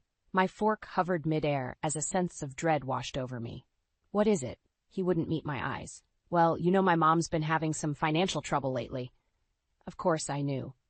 Rowena's reckless spending and refusal to hold down a steady job had been a constant source of strain on the family. "Yeah, and?" I prodded, bracing myself for whatever was coming. "She needed to borrow some money to get back on her feet," Carter admitted. "So I lent her a pretty significant amount from our savings." The fork clattered to my plate as the words hit me like a slap across the face. "You did what?" "Now, honey, don't get upset." "Don't get upset?" I sputtered, my voice rising with each word. "Carter, that was our money. Our life savings. How could you make such a huge financial decision without even consulting me?" His shoulders sagged. I know. But she's my mother, Bryn. She was in a real bind, and I wanted to help her out." My gaze shifted to Rowena, who sat smugly sipping her wine, as if this entire situation was perfectly normal. The sheer audacity of it all made my blood boil. "Help her out?" I cried. "She's been helping herself to our finances for years. When is enough going to be enough?" Carter's brow furrowed defensively. "That's not fair. She's family, and she needed our support." "Our support?" I laughed bitterly. "Or just your blind obedience?" Elsie snickered from across the table, clearly enjoying the show. I shot her a withering glare, my rage reaching a boiling point. "Stay out of this," I snapped. "You're just as bad as she is, taking whatever you want with no regard for anyone else." Carter slammed his fist on the table, startling us all. "That's enough. I'm sick of all this fighting and negativity. My mother needed help, so I helped her. End of story." I stared at him in disbelief, searching his face for any shred of remorse or understanding, and finding none. In that moment, it became painfully clear. Carter was so deep in his family's toxic web of manipulation, he was blind to the truth. As Rowena and Elsie exchanged smug glances, reveling in their victory, something inside me shifted. The rage and resentment I'd been bottling up for weeks solidified into a cold, hard resolve. If Carter wouldn't stand up for me, for us, then I would have to take matters into my own hands. It was time to fight fire with fire. The final straw came when Elsie crossed the unforgivable line of sabotaging my career. I was deep in preparation mode for a major client presentation, the kind of job that could make or break my fledgling design business. For days, I'd been pouring every ounce of my creative energy into crafting the perfect pitch deck. The night before the big meeting, I triple-checked that all my files were in order, down to the last detail. Satisfied, I powered down my computer and tried to get some rest, my mind buzzing with anticipation. The next morning, I arrived at the client's office bright and early, laptop in hand and ready to dazzle them with my concepts. But when I pulled up the presentation, my heart dropped into my stomach. The meticulously designed slides I'd spent countless hours perfecting were gone, replaced with a garish, haphazard mess of mismatched fonts and sloppy imagery. It looked like the work of a kindergartner, not a professional graphic designer. I frantically tried to recover the original files, but it was no use. They'd been completely overwritten. As the client's team filed into the conference room, I had no choice but to barrel ahead with the travesty before me. Needless to say, the meeting was a disaster. The client was utterly unimpressed, and by the end, I could practically see the smoke billowing from their ears in frustration. When I returned home later that day, seething with humiliation and defeat, the culprit was waiting for me with a smug grin. "How'd the big presentation go?" Elsie asked innocently. I saw red. "You did this, didn't you? You messed with my files." Her grin widened. "Oh, those old things? I figured they could use a little sprucing up." The sheer audacity of her words left me momentarily speechless. "You had no right. Those were my professional designs for an important client." Elsie shrugged nonchalantly. "What's the big deal? I just wanted to put my own creative spin on them. Your spin? I sputtered. You completely butchered them. Do you have any idea how much time and effort went into that work? Yeesh, calm down, she scoffed. It's not like I sold them off to a competitor or anything. A cold chill washed over me as the implication of her words sank in. Wait, you didn't. The sly grin that crept across her face said it all. My heart pounded in my ears as the full weight of her betrayal hit me. You stole my work, I whispered, horrified. My intellectual property, and sent it to a competitor, didn't you? Before she could respond, Winna came sauntering in, oblivious to the bombshell Elsie had just dropped. What's all the fuss about? Elsie stole my designs, I cried, rounding on her. She sabotaged my presentation and tried to pass off my work as her own. For once, Rowena's smug expression faltered, but only for a moment. Oh, Brinley, I'm sure it was just a misunderstanding. Her words trailed off as she took in the look of utter devastation on my face. In that moment, it was clear. They truly didn't care about the damage they'd caused, the boundaries they'd trampled, or the complete violation of my trust. Something inside me snapped. Tears of rage and heartbreak streamed down my cheeks as I came to a painful realization. If I wanted to reclaim my life, my business, and what little dignity I had left, there was only one path forward. Revenge.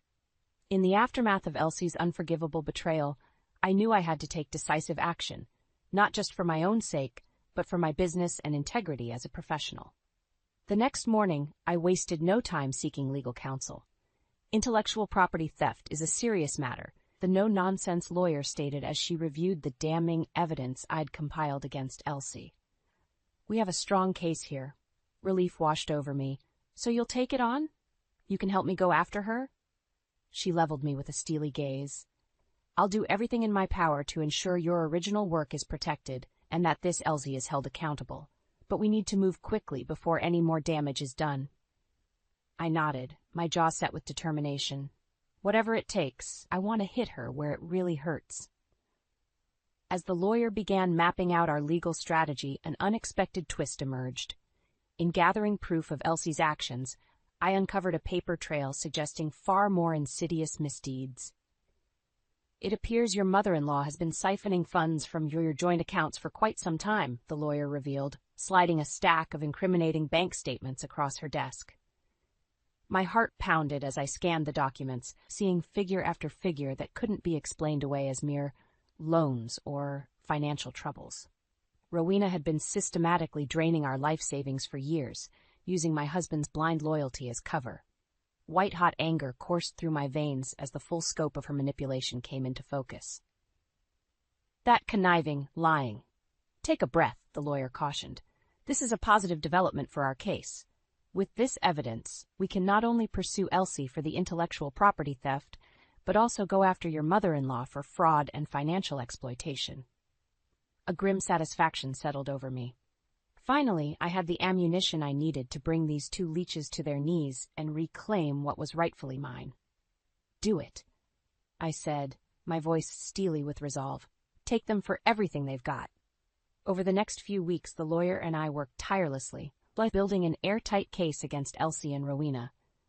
Every instance of theft, deception, and violation was meticulously documented and added to the growing pile of damning evidence. As the court date loomed closer, I could practically taste the sweet vengeance that awaited them. No more being the docile victim, no more turning the other cheek. It was time to unleash the full force of karmic retribution. Carter, bless his oblivious heart, remained largely in the dark about the extent of my actions. A part of me felt a twinge of guilt for going behind his back, but his willful ignorance had enabled this toxic cycle for far too long. This was something I had to do alone. Finally, the day arrived. I strode into the courthouse, my head held high, ready to watch the house of lies Rowena and Elsie had built come crumbling down around them. As they were led into the courtroom, their expressions shifted from nonchalant to ashen-faced when they locked eyes with me, and the mountain of evidence awaiting them. I settled into my seat, a sense of grim satisfaction washing over me. The time for talking was over. Now, it was time for them to face the consequences.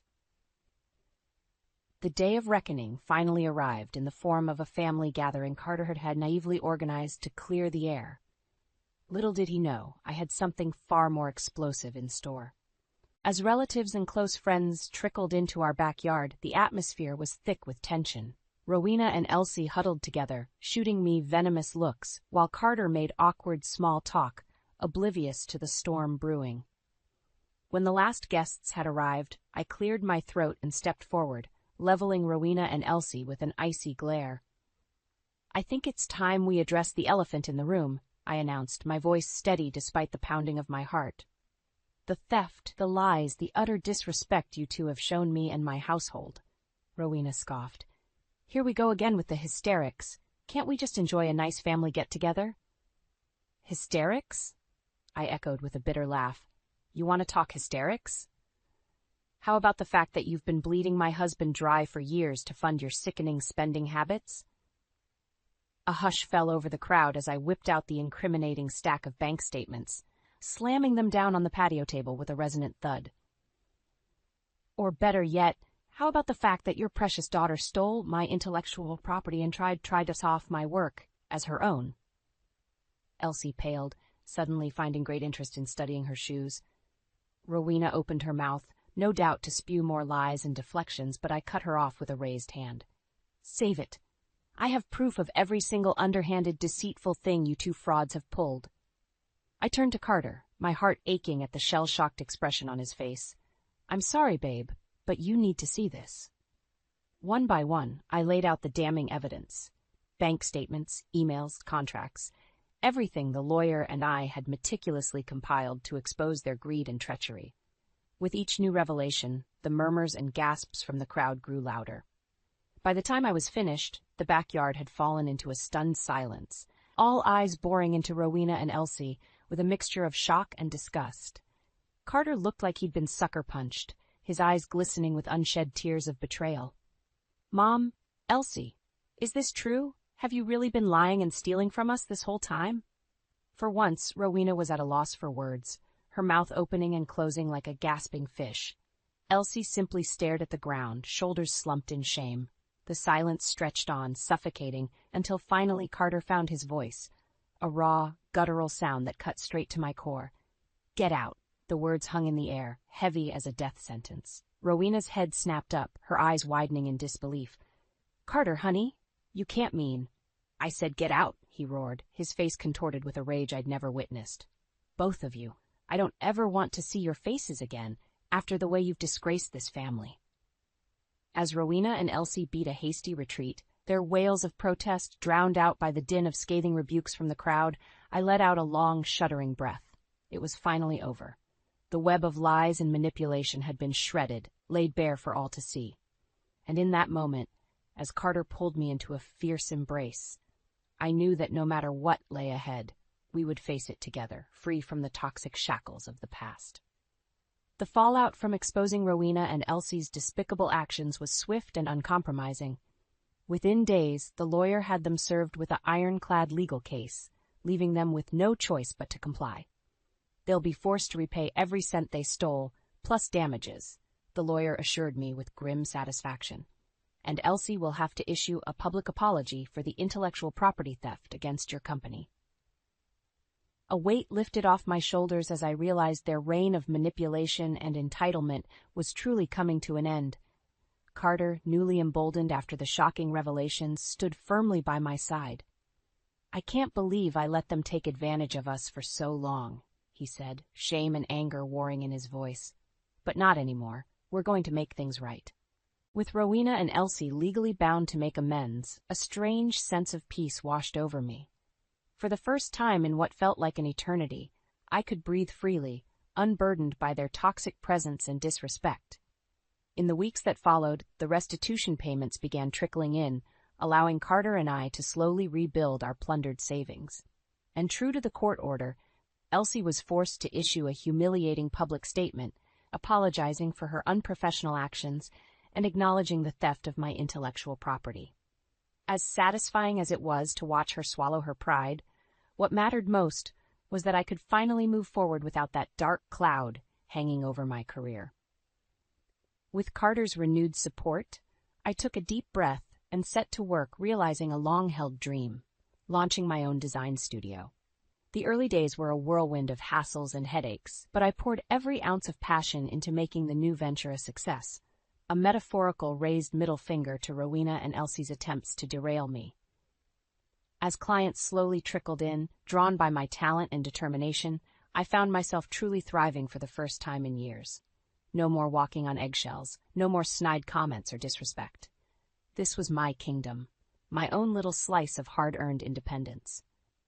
Carter rallied behind me every step of the way, having seen firsthand the resilience and strength that guided me through our family's darkest chapter. In many ways, the experience had remolded our relationship into something deeper, more unbreakable than ever before. "I'm so proud of you," he murmured one night as we relaxed on the patio, glasses of wine in hand. "After everything you've been through, you still came out on top." I smiled, feeling a warmth in my chest that had nothing to do with the wine. "We came out on top, you and me, babe. We're an unstoppable team now." As the months rolled by and my studio's success continued to soar, that hard-won victory only grew sweeter. The cherry on top came when I received news that I'd been nominated for a prestigious design award, a testament to my talent and professionalism that Rowena and Elsie could never tarnish. The night of the ceremony, I walked the red carpet in a stunning gown, Carter beaming proudly by my side. And when they called my name as the winner, I gracefully accepted the award, basking in the roar of the crowd. In that shining moment of triumph, I knew one thing with crystal-clear certainty. The dark days of being trampled and disrespected were firmly behind me. This was the beginning of a new era, one of success and empowerment on my own terms. No more disturbances, only the sweet taste of victory well earned. "I'm tired of your charity. Just give me the money or this won't end well, Claire," sneered Vivian, her voice dripping with menace. Vivian's sudden appearance on my doorstep felt like a storm arriving without warning. I stood firm, blocking her path. "Vivian, you have no right to make demands in my house," I replied, my hands trembling but my voice steady. Vivian's sneer widened. "Your house? Isn't this Dad's place? Or have you forgotten?" I took a deep breath, trying to remain composed. "It's ours now, Vivian. Dad moved in with us because he needed care. We've been taking care of everything, including him." She shoved me aside and barged in, her heels clacking loudly on the wooden floor. Upstairs, I heard Sam's footsteps, probably alerted by the noise. Victor, engrossed in his daily therapy, glanced up, his expression a mix of guilt and worry. Sam appeared at the top of the stairs, his brow furrowed. "What's going on here?" "Vivian wants money." Again, I explained, my eyes not leaving Vivian's. She moved around the living room, touching things as if trying to infect them with her hostility. "Eric threw me out," Vivian announced, not looking at Sam, "and I need to pay some bills." I crossed my arms. "We've helped you before, Vivian, but giving you money isn't helping anymore. It's enabling." Vivian's eyes flashed with anger. "Oh, so now you're a psychologist too? Save your speeches, Claire. I need—" "Vivian, that's enough," Sam interrupted, stepping down. "You can't just come in here and start demanding things." Vivian's rage boiled over. She knocked a framed photo off the mantelpiece, sending it crashing to the floor. "You think you're better than me? You sit in your nice little house with your perfect life, while my son and I are out on the streets!" "Enough!" Victor's voice, though weakened, carried authority. "Vivian, this isn't the way to handle things." He struggled to stand, but Sam was by his side in an instant, helping him up. Vivian's eyes softened for a brief moment, then hardened again. "Fine, I get it. You don't want me around, but remember this, Claire, family sticks together. You'll regret turning your back on me." She turned and stormed out, slamming the door behind her. The house fell silent, the tension hanging heavy in the air. Victor sighed, sinking back into his chair. "I'm sorry, Claire. It's my fault for not disciplining her better when we were younger." I placed a hand on his shoulder. "We all make choices, Victor. You didn't create this situation." Sam looked at me, his eyes filled with a mixture of frustration and determination. "We have to protect what we've built here, Claire. We can't let her destroy it." "I know," I said, my resolve hardening. "We will handle this together." Our small family stood united against the brewing storm that was Vivian. Little did we know, this was only the beginning. The next day, just as I was finishing my evening shift at the hospital, my phone buzzed. The caller ID read Vivian. My gut twisted. I knew picking up would only bring more trouble, but ignoring her wouldn't make her go away. Taking a deep breath, I answered, "Hello, Vivian." "Claire, listen to me," she began, her voice thick with urgency. "Nate's sick. I need money for a doctor. Vivian, you know I can't just—" "Don't you care about your nephew? He's just 6. Her voice trembled, playing on my sympathy. I sighed, pressing my fingers to my temples. "Of course I care about Nate, but giving you money hasn't helped in the past. Don't be heartless, Claire. This is about your family." I paused, considering her words. "Bring him over. I can have our doctor check him out." "No, you just don't understand," she snapped. "You always look down on me, don't you?" "That's not true. Let's find a solution for Nate together," I offered, trying to calm her down. "Forget it. I knew you wouldn't help," she spat and hung up. Arriving home, I found Sam and Victor sitting quietly in the living room, a tense set to their shoulders. I relayed the call to them. "Vivian's playing games again," Sam muttered. "But what if Nate really is sick?" Victor, looking more frail than usual, shook his head. "She's manipulative. It's hard to know what's real with her." The doorbell rang, cutting through our conversation. I opened it to find Vivian carrying Nate, who looked pale and tired. "He needs help," she said, her anger replaced by desperation. "All right, Ed," making way for them. "We'll get him checked." Vivian followed me inside, her eyes scanning the house suspiciously. Nate clung to her, his small frame shivering. "It's okay, Nate," I reassured him. "We're going to take care of you." After a quick call, our family doctor agreed to swing by on his way home. While we waited, Vivian paced the room, her restlessness palpable. "I warned you, Claire. If anything happens to Nate, it's on you." "Vivian, no one's against you," I replied, trying to stay calm. "We're here to help." The doctor arrived, examined Nate, and determined he had a mild fever, nothing serious. He prescribed some medication and left. Vivian's eyes blazed. "See? This is why I needed the money. He didn't need a doctor visit, just medicine." "Vivian, you could have told us that," Sam said, standing beside me. "But you always make it a fight." "I can't rely on you for anything," she hissed, grabbing Nate. "I'll find a way myself." As she stormed out, the weight of her threats lingered. It was clear her schemes were far from over, and the shadow she cast over our home grew darker with each passing day. But one thing was certain: we had to stand our ground, for each other, and for our sanity.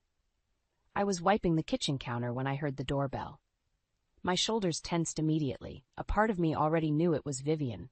I walked to the door, bracing myself for another confrontation. Vivian stood there, looking disheveled. Beside her was Nate, clutching her hand.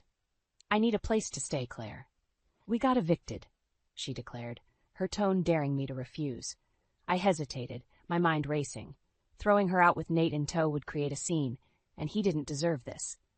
"Come in," I said reluctantly, stepping aside. She strutted in, acting like she owned the place. Nate followed quietly, his eyes wide and unsure. Victor and Sam came out from the living room, their faces registering surprise at this new development. "What's going on?" Sam asked, looking between Vivian and me.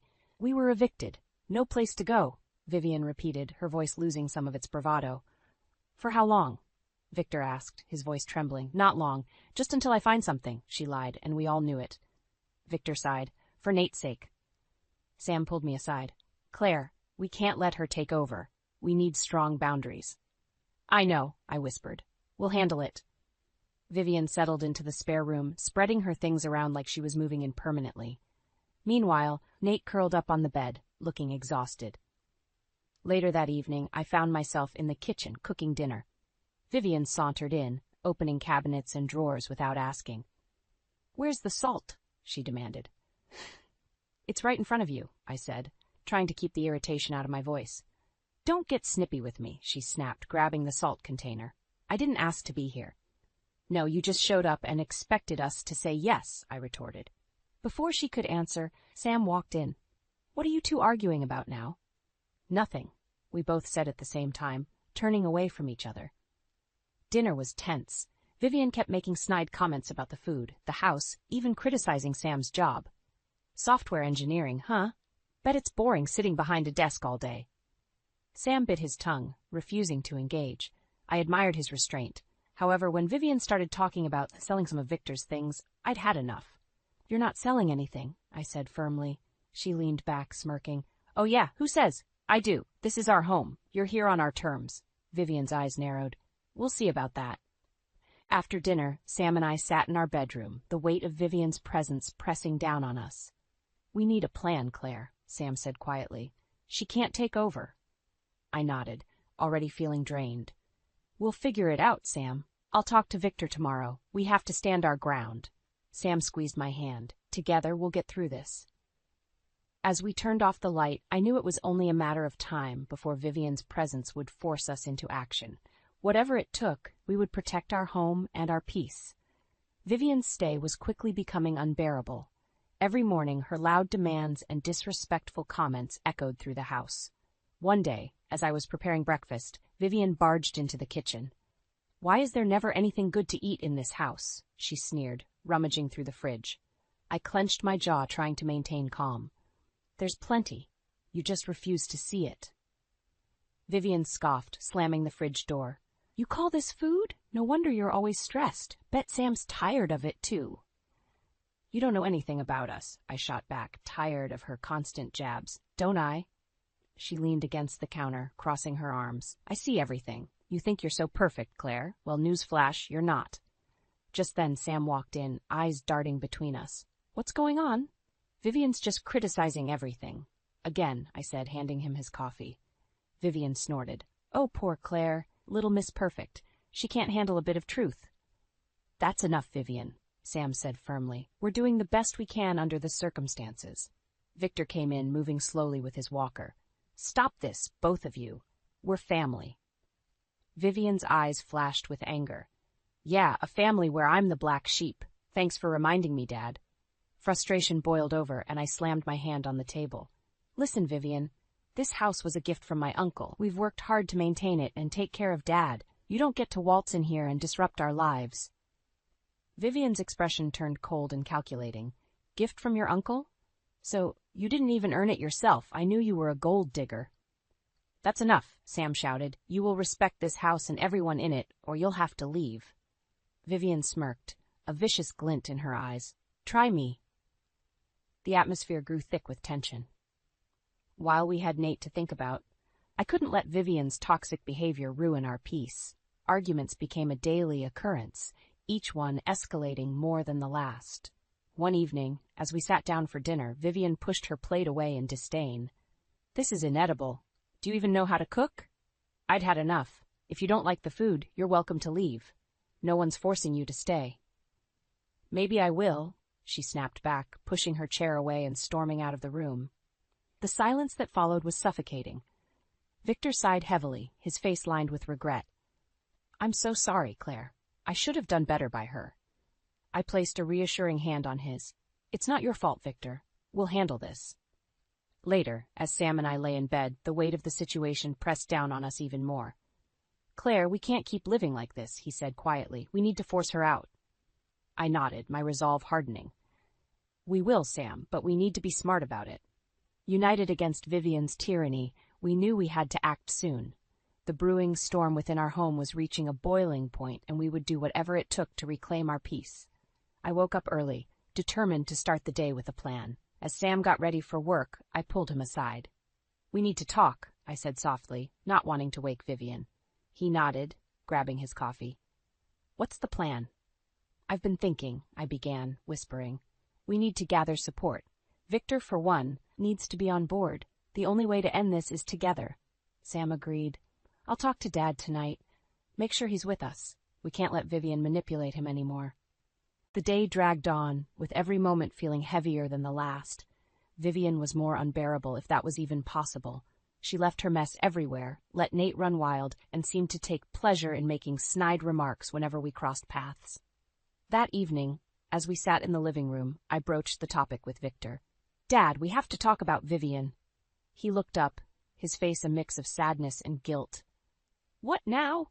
"She's destroying our peace. We can't function like this anymore," Sam said, sitting down beside him. Victor sighed deeply. "I know, I've seen it firsthand. She's always been difficult, but this—" "It's more than difficult," I interjected. "She's toxic, and it's affecting everyone, especially Nate." Victor stared at his hands, his voice barely above a whisper. "What do you suggest?" "We need to stand united. We need her out of here," Sam said, his tone firm. Victor hesitated, then nodded slowly. You're right. It's time. We can't enable her anymore. Just then, Vivian walked in, as if she sensed the tension. What are you all conspiring about? Vivian, sit down, Sam said, his voice commanding. Her eyes narrowed, but she took a seat, crossing her arms defensively. What now? We've had enough, I said bluntly. Your behavior is unacceptable. We're giving you an ultimatum. Either change, respect the house and find somewhere else to stay, or you leave. Vivian's face turned red with anger. You can't just throw me and Nate out. Victor chimed in, his voice shaky but resolute. Vivian, you need to understand. This is Claire and Sam's house. They've been patient, but enough is enough. Her eyes darted around, calculating. So it's a mutiny, huh? You think I can't see through you? This isn't about us against you, Sam said, trying to keep calm. It's about protecting our family. Vivian smirked, the look on her face full of contempt. Family? You call this a family? Some family you are, ganging up on your own blood. This is about sanity, I said firmly. We won't stand by and let you destroy everything. Vivian stood up abruptly, knocking over her chair. You'll regret this, she spat, storming out of the room. We sat in silence for a moment, the weight of what had just happened settling in. It wasn't over yet, but it was a necessary first step. As Vivian's threats echoed in my mind, I knew we had to stay strong, united in our resolve. The days ahead would be challenging, but we were ready for them. We had to reclaim our home, our peace, and our lives. I woke up determined that today would be different. I had a plan, and it was time to execute it. Over breakfast, I exchanged a glance with Sam and gave a slight nod. We needed to act quickly and decisively. Claire, what's on your mind? Victor asked, sensing the tension. I put down my fork. Victor, Sam, and I decided we're leaving the house today. What? Victor's eyes widened. Where will we go? We found a small apartment nearby, just a temporary place until we figure things out, Sam said, looking at his father. Victor sighed heavily. All right, if that's the way it has to be. Vivian burst into the room, looking livid. You're not going anywhere. This is a joke, right? No, I said firmly. We've had enough. We're leaving, and we're taking Dad with us. Vivian's face twisted in anger. You can't just run away! You think this solves anything? Sam stood up, his expression stern. Yes, it does. It's time we took control. Vivian's eyes narrowed. I won't let you do this. You're abandoning family. Victor, his voice steadier than it had been in years, spoke up. No, Vivian, you've abandoned us. We can't live like this. I headed toward the door, grabbing the packed suitcases we'd stashed there earlier. Sam followed, helping Victor to his feet. Vivian tried to block our path. You'll regret this, she hissed. No, you will, Vivian, I retorted. You've brought this on yourself. Vivian grabbed my arm, her grip tight and desperate. Claire, please, don't do this. I shook her off, my resolve unshaken. We have to, for our own sanity. She stood there, defeated, as we walked out. The drive to the apartment was silent but filled with an unspoken relief. Upon arrival, the small space felt like a haven compared to the chaos we'd left behind. Sam set up Victor's things and helped him settle into a recliner. We'll be okay, Dad. This is just temporary until we figure out our next move. Victor nodded, looking around the modest apartment. It's better than living in that tension. That night, as we sat around a makeshift dinner table, the atmosphere was lighter, the air easier to breathe. We should have done this sooner, Sam said, his eyes reflecting a mix of relief and exhaustion. I agree, I said, feeling the weight lift off my shoulders. Victor took a deep breath. Thank you, Claire. Thank you, Sam, for everything. The next few days passed uneventfully, a stark contrast to the turmoil we'd endured. For the first time in months, we felt a sense of peace. We were finally free from the toxic grip of Vivian, and it felt like a fresh start. As I lay in bed that night, I knew we'd done the right thing. Vivian's threats and manipulations no longer had power over us. We were starting a new chapter, one where we controlled our happiness and peace. No more shadows loomed over our lives. Life in the new apartment settled into a comforting routine quickly. For the first time in what felt like forever, there was a sense of calm and stability. One afternoon, Sam came home with some news. I ran into an old friend today, Mark. You remember Mark, right? I nodded. Of course. How's he doing? He's good, Sam replied, a slight frown forming. He mentioned seeing Vivian. My heart skipped a beat. What did he say? She's staying with her ex-boyfriend, Derek, Sam said, his voice lowering. Apparently, it's not going well. He's a pretty shady character. My stomach turned. I hope Nate's all right. He doesn't deserve this. We can't control Vivian's decisions, Claire. We did our best, Sam reassured me. We had to protect our own family. That evening, as we were having dinner, my phone buzzed with a message. It was from a number I didn't recognize. I read it aloud. You think you won, Claire? Think again. This isn't over. Victor looked up, worry etched across his face. Vivian? Who else? Sam muttered, shaking his head. Ignore it. She's just trying to rattle us. Although we brushed it off, a tension settled over us. We knew Vivian wouldn't give up easily, but we were prepared. Our newfound peace was worth fighting for. A few days later, Derek showed up at our apartment. The look on his face was grim. Are you Claire? He asked. Yes, I said, feeling both confused and cautious. What do you want? It's about Vivian, he began. She's out of control, even for me. I kicked her out this morning. Sam stepped forward. And Nate? He's with me, safe, Derek said quickly. But you need to know, she's been talking crazy stuff, saying she'll take revenge on all of you. Victor sighed heavily. What now? We keep living our lives, I replied firmly. We won't let her threats control us, Derek nodded. Good, be careful, she's unpredictable. As he left, a heavy silence filled the room. Vivian was still a threat, but her power over us had significantly diminished. We had drawn a line in the sand, and we wouldn't back down. The next few weeks brought their share of challenges. Vivian's absence was both a relief and a reminder of the chaos she had caused. My thoughts often wandered to Nate, hoping he was safe with Derek, despite everything. One evening, while Sam and I were cleaning up after dinner, there was a knock at the door. I opened it to find Vivian, disheveled and desperate. Claire, I need help, she pleaded. Vivian, you've caused enough trouble. We can't let you back into our lives, I said, my voice steady. Her eyes filled with hatred. You think you're better than me? You're nothing without me to torment you. That's where you're wrong, I replied calmly. We're stronger now. We've found peace, and we won't let you take it from us. Vivian's face contorted with anger as she turned on her heel and stormed off. As the door closed behind her, a sense of finality settled in. We had faced our demons and emerged stronger. Sam put his arm around me. She's gone, Claire. For good this time. I hope so, Sam. I really hope so, I whispered, feeling the weight of the past months finally begin to lift. We had weathered the storm and come out the other side, a stronger, more united family. The shadows of Vivian's wrath would no longer haunt us. We were free. The months that followed Vivian's final outburst were transformative. Our small apartment became a haven of peace and unity. We forged new routines, and the tranquility was almost surreal after the tumultuous times we had endured. One sunny afternoon, Sam and I took a walk in the nearby park. The breeze was gentle, carrying the scents of blooming flowers. We sat on a bench, watching children play and enjoying the simple moment. Can you believe how much our lives have changed? Sam asked, looking at me with a content smile. It's like we can finally breathe, I replied, squeezing his hand. We made the right choice. I'm just glad we did it together, Sam said. We've become stronger through all of this. We walked back home, feeling lighter and more connected than ever. Victor was in the living room, reading a book. He looked up and smiled as we entered. You two look happy, he remarked. We are, Victor, I said, feeling genuine joy. How about you? How are you settling in? Better than I could have hoped, he replied. Thank you both for standing by me. Later, as we sat around the dinner table, the sense of family was palpable. The ghost of Vivian's influence had finally been exorcised, leaving room for healing and growth. Our conversations were filled with laughter and future plans, a stark contrast to the arguments and tension that used to dominate our lives.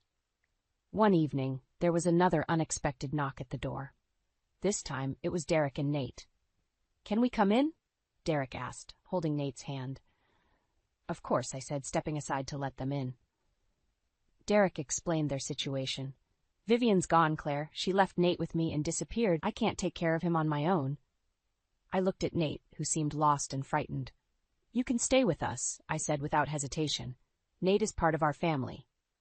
Nate's face lit up slightly, and he clung to Derek's side.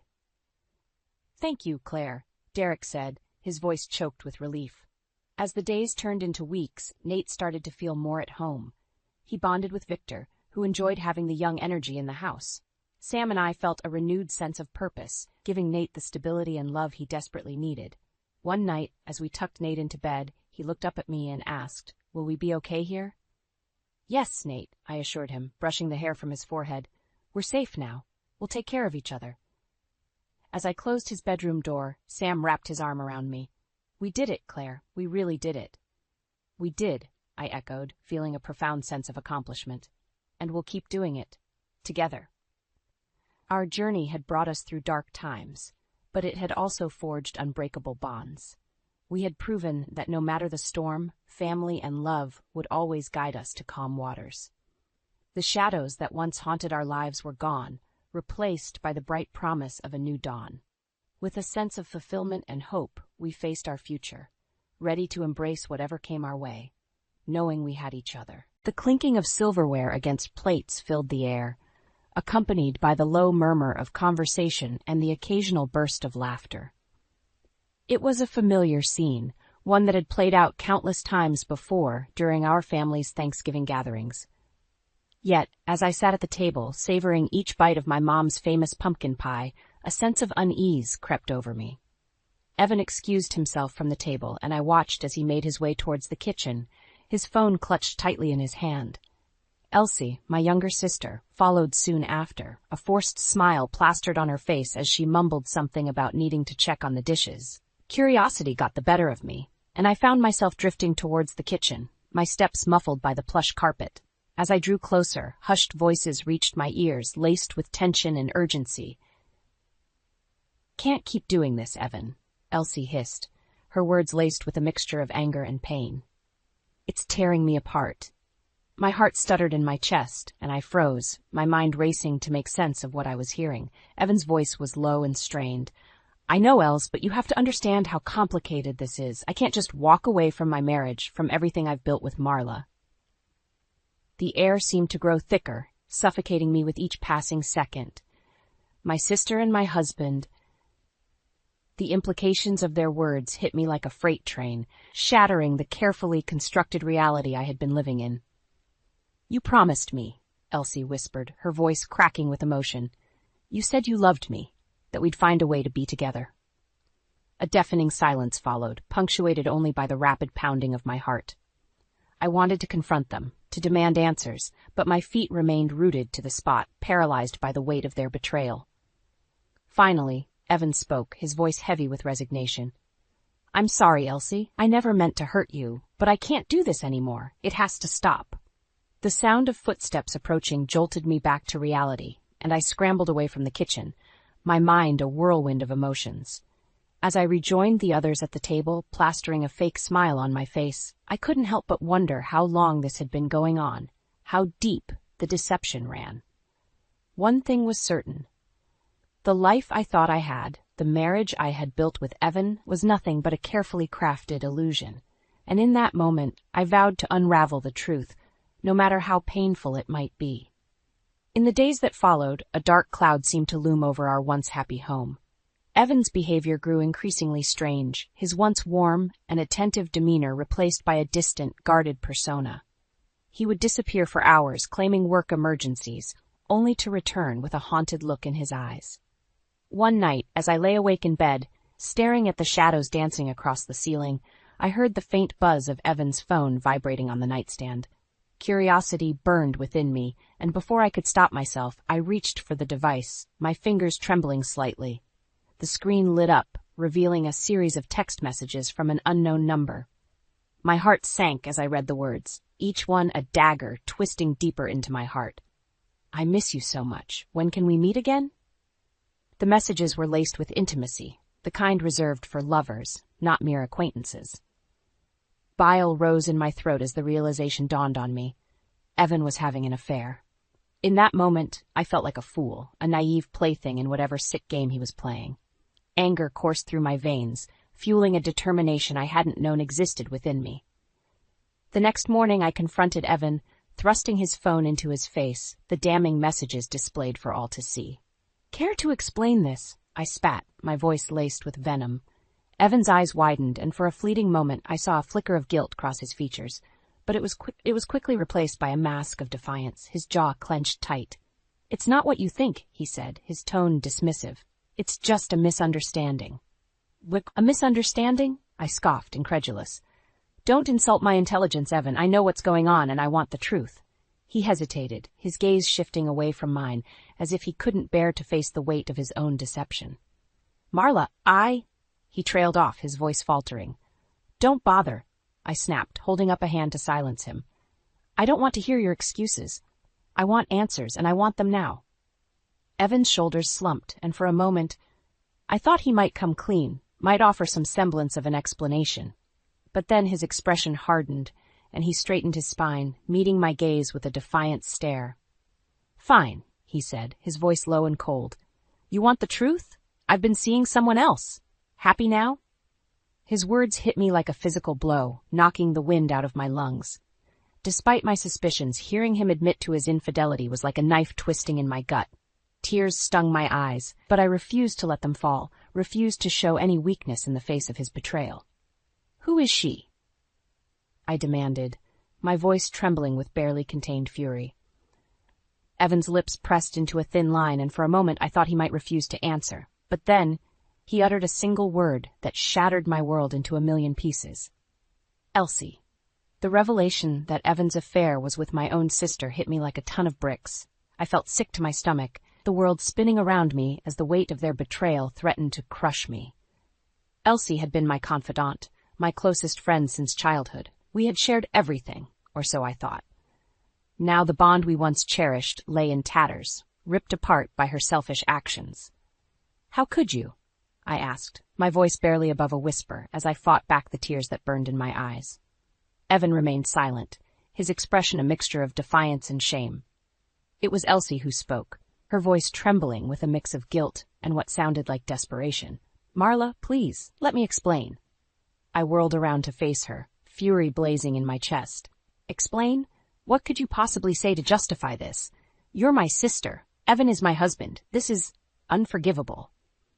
Elsie flinched as if I had struck her, but she pressed on, her eyes pleading with me to understand. It wasn't planned. It just happened. Evan and I have always had a connection, a spark that neither of us could deny. I let out a bitter laugh, shaking my head in disbelief. A connection?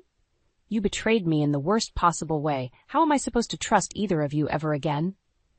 We never meant to hurt you, Evan said, his voice low and strained. It just spiraled out of control. Save it, I spat, holding up a hand to silence him. I don't want to hear any more of your lies. Turning on my heel, I stormed out of the room, let my mind reeling from the weight of their deception. As I made my way through the house, I caught sight of Elsie's purse lying on the coffee table.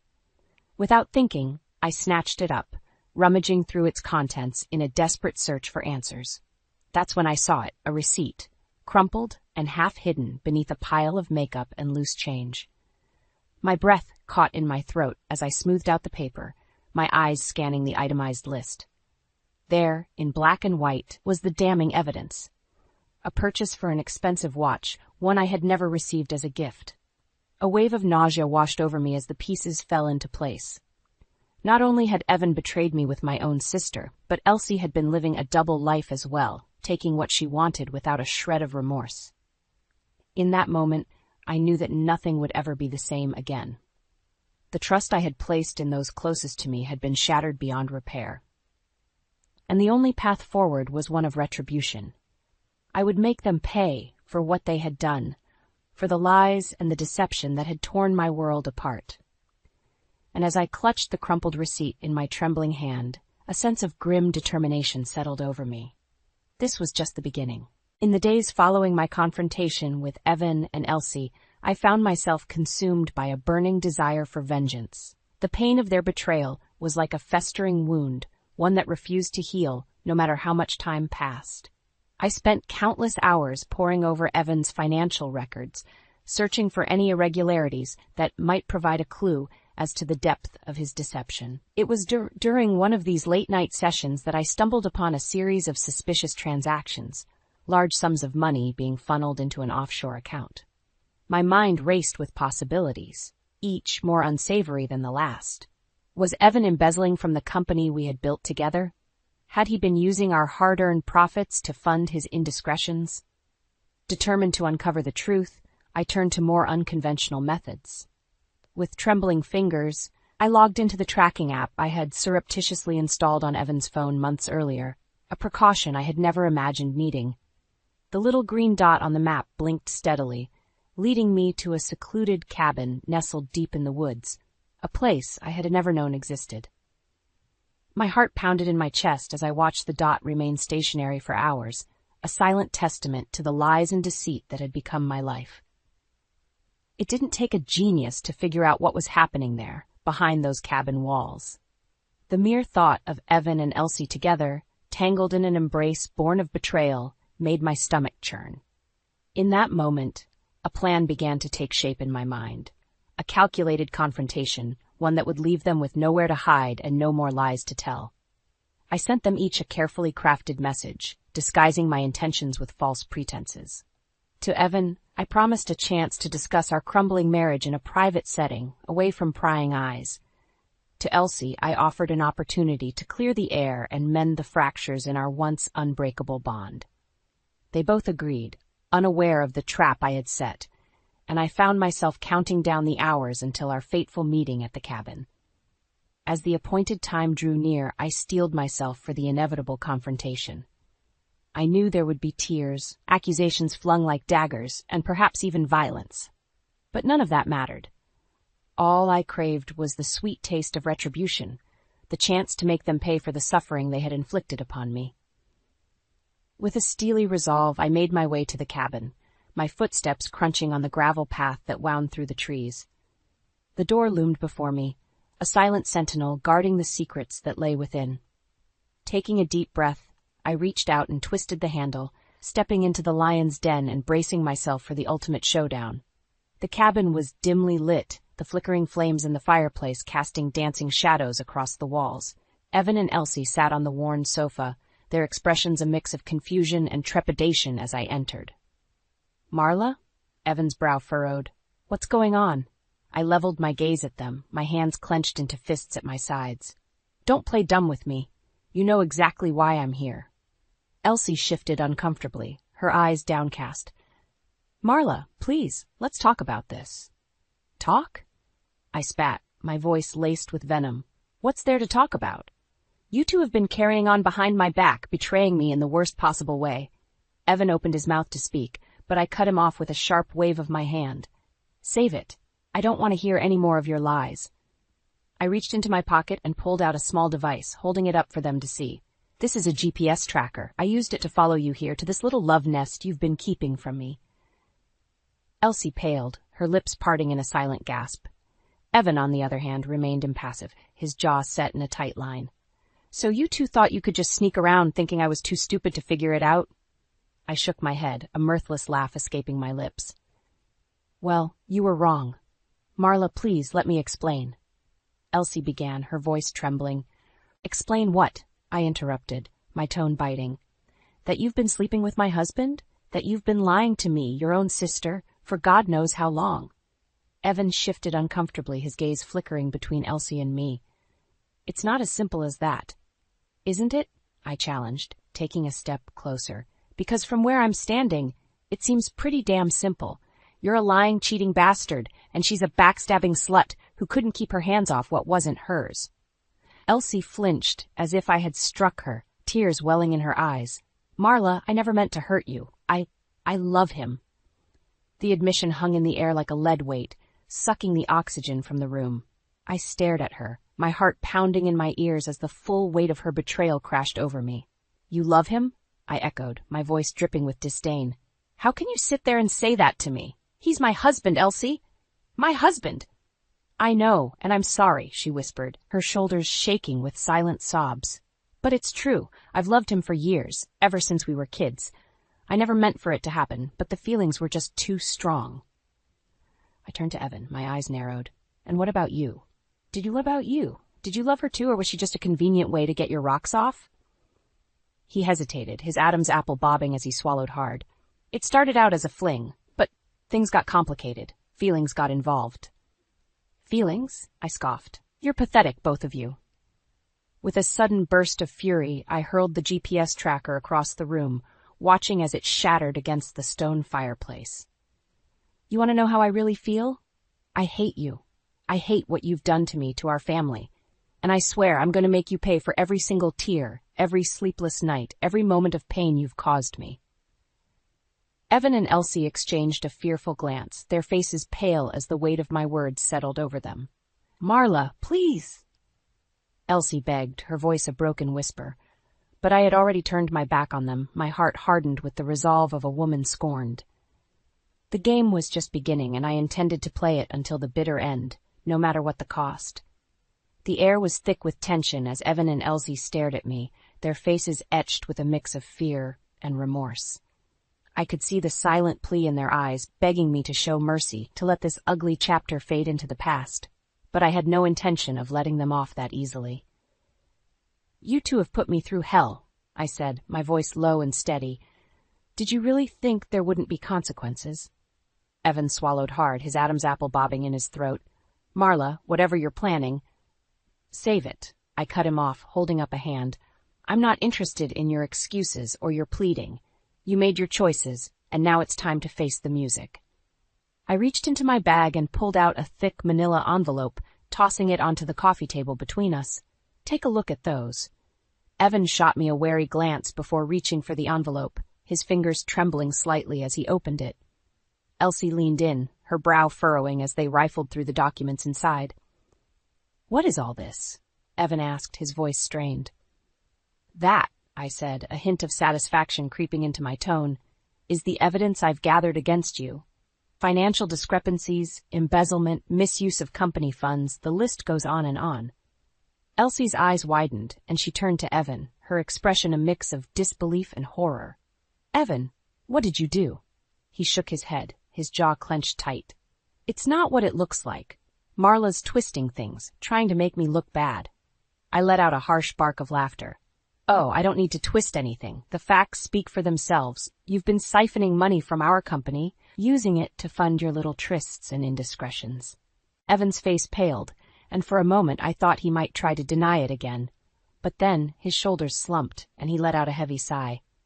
"You're right, I got in over my head. Things spiraled out of control." "And you just went along with it?" Elsie's voice was thick with emotion, her eyes glistening with unshed tears. "How could you do this to us, to our family?" "I'm sorry," Evan whispered, his gaze fixed on the floor. "I never meant for any of this to happen." "Well, it did happen," I said, my tone hardening. "And now you're going to face the consequences." I reached into my bag once more, pulling out a sleek laptop and setting it on the table. With a few deft keystrokes, I pulled up a series of files and turned the screen towards them. "These are the documents I've prepared for the lawyers," I explained, my voice taking on a businesslike tone. "Divorce papers, asset division, the works. And these." I clicked on another folder, revealing a flurry of emails and financial reports.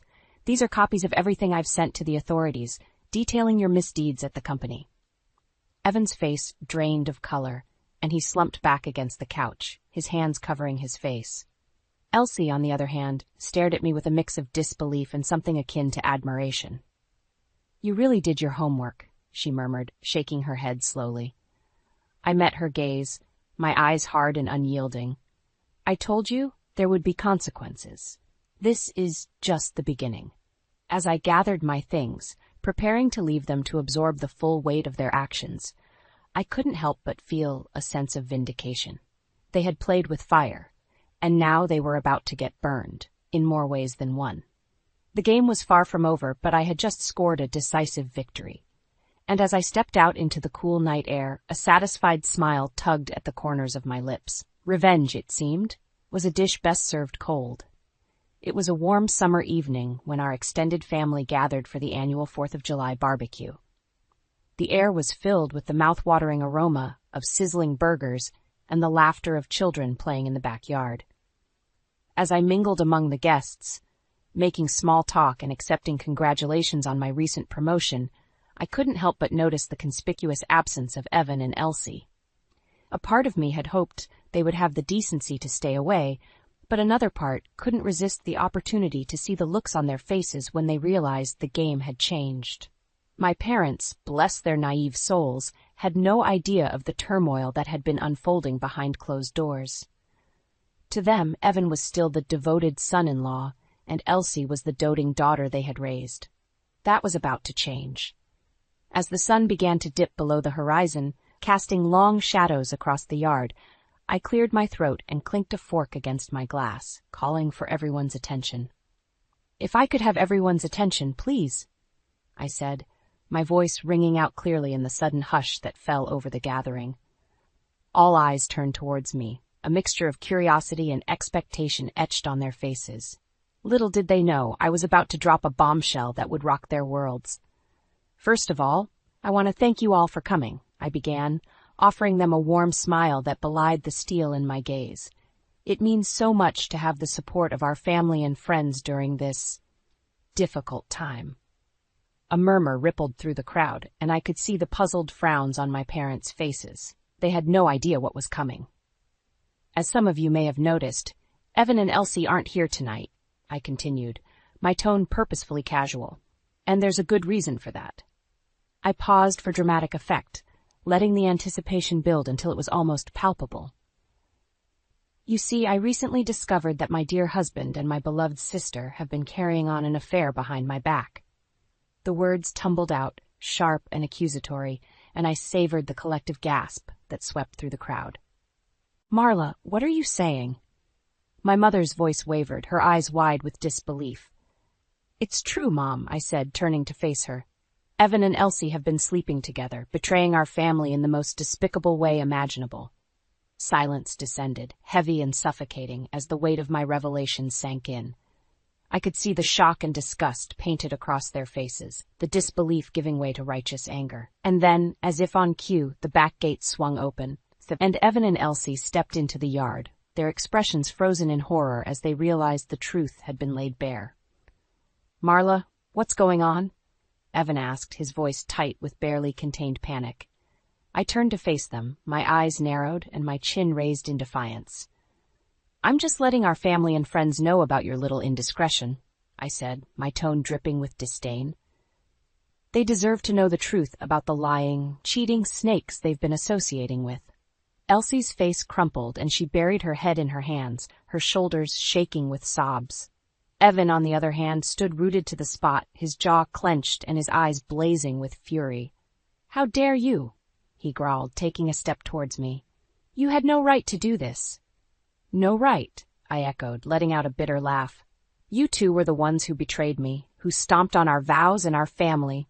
I have every right to expose you for the despicable human beings you are."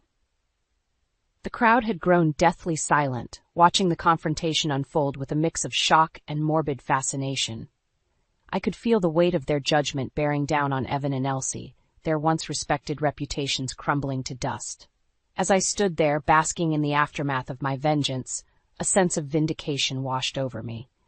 They had brought this upon themselves, and now they would have to face the consequences of their actions, in front of everyone they knew and loved. The game was far from over, but this was a victory I intended to savor.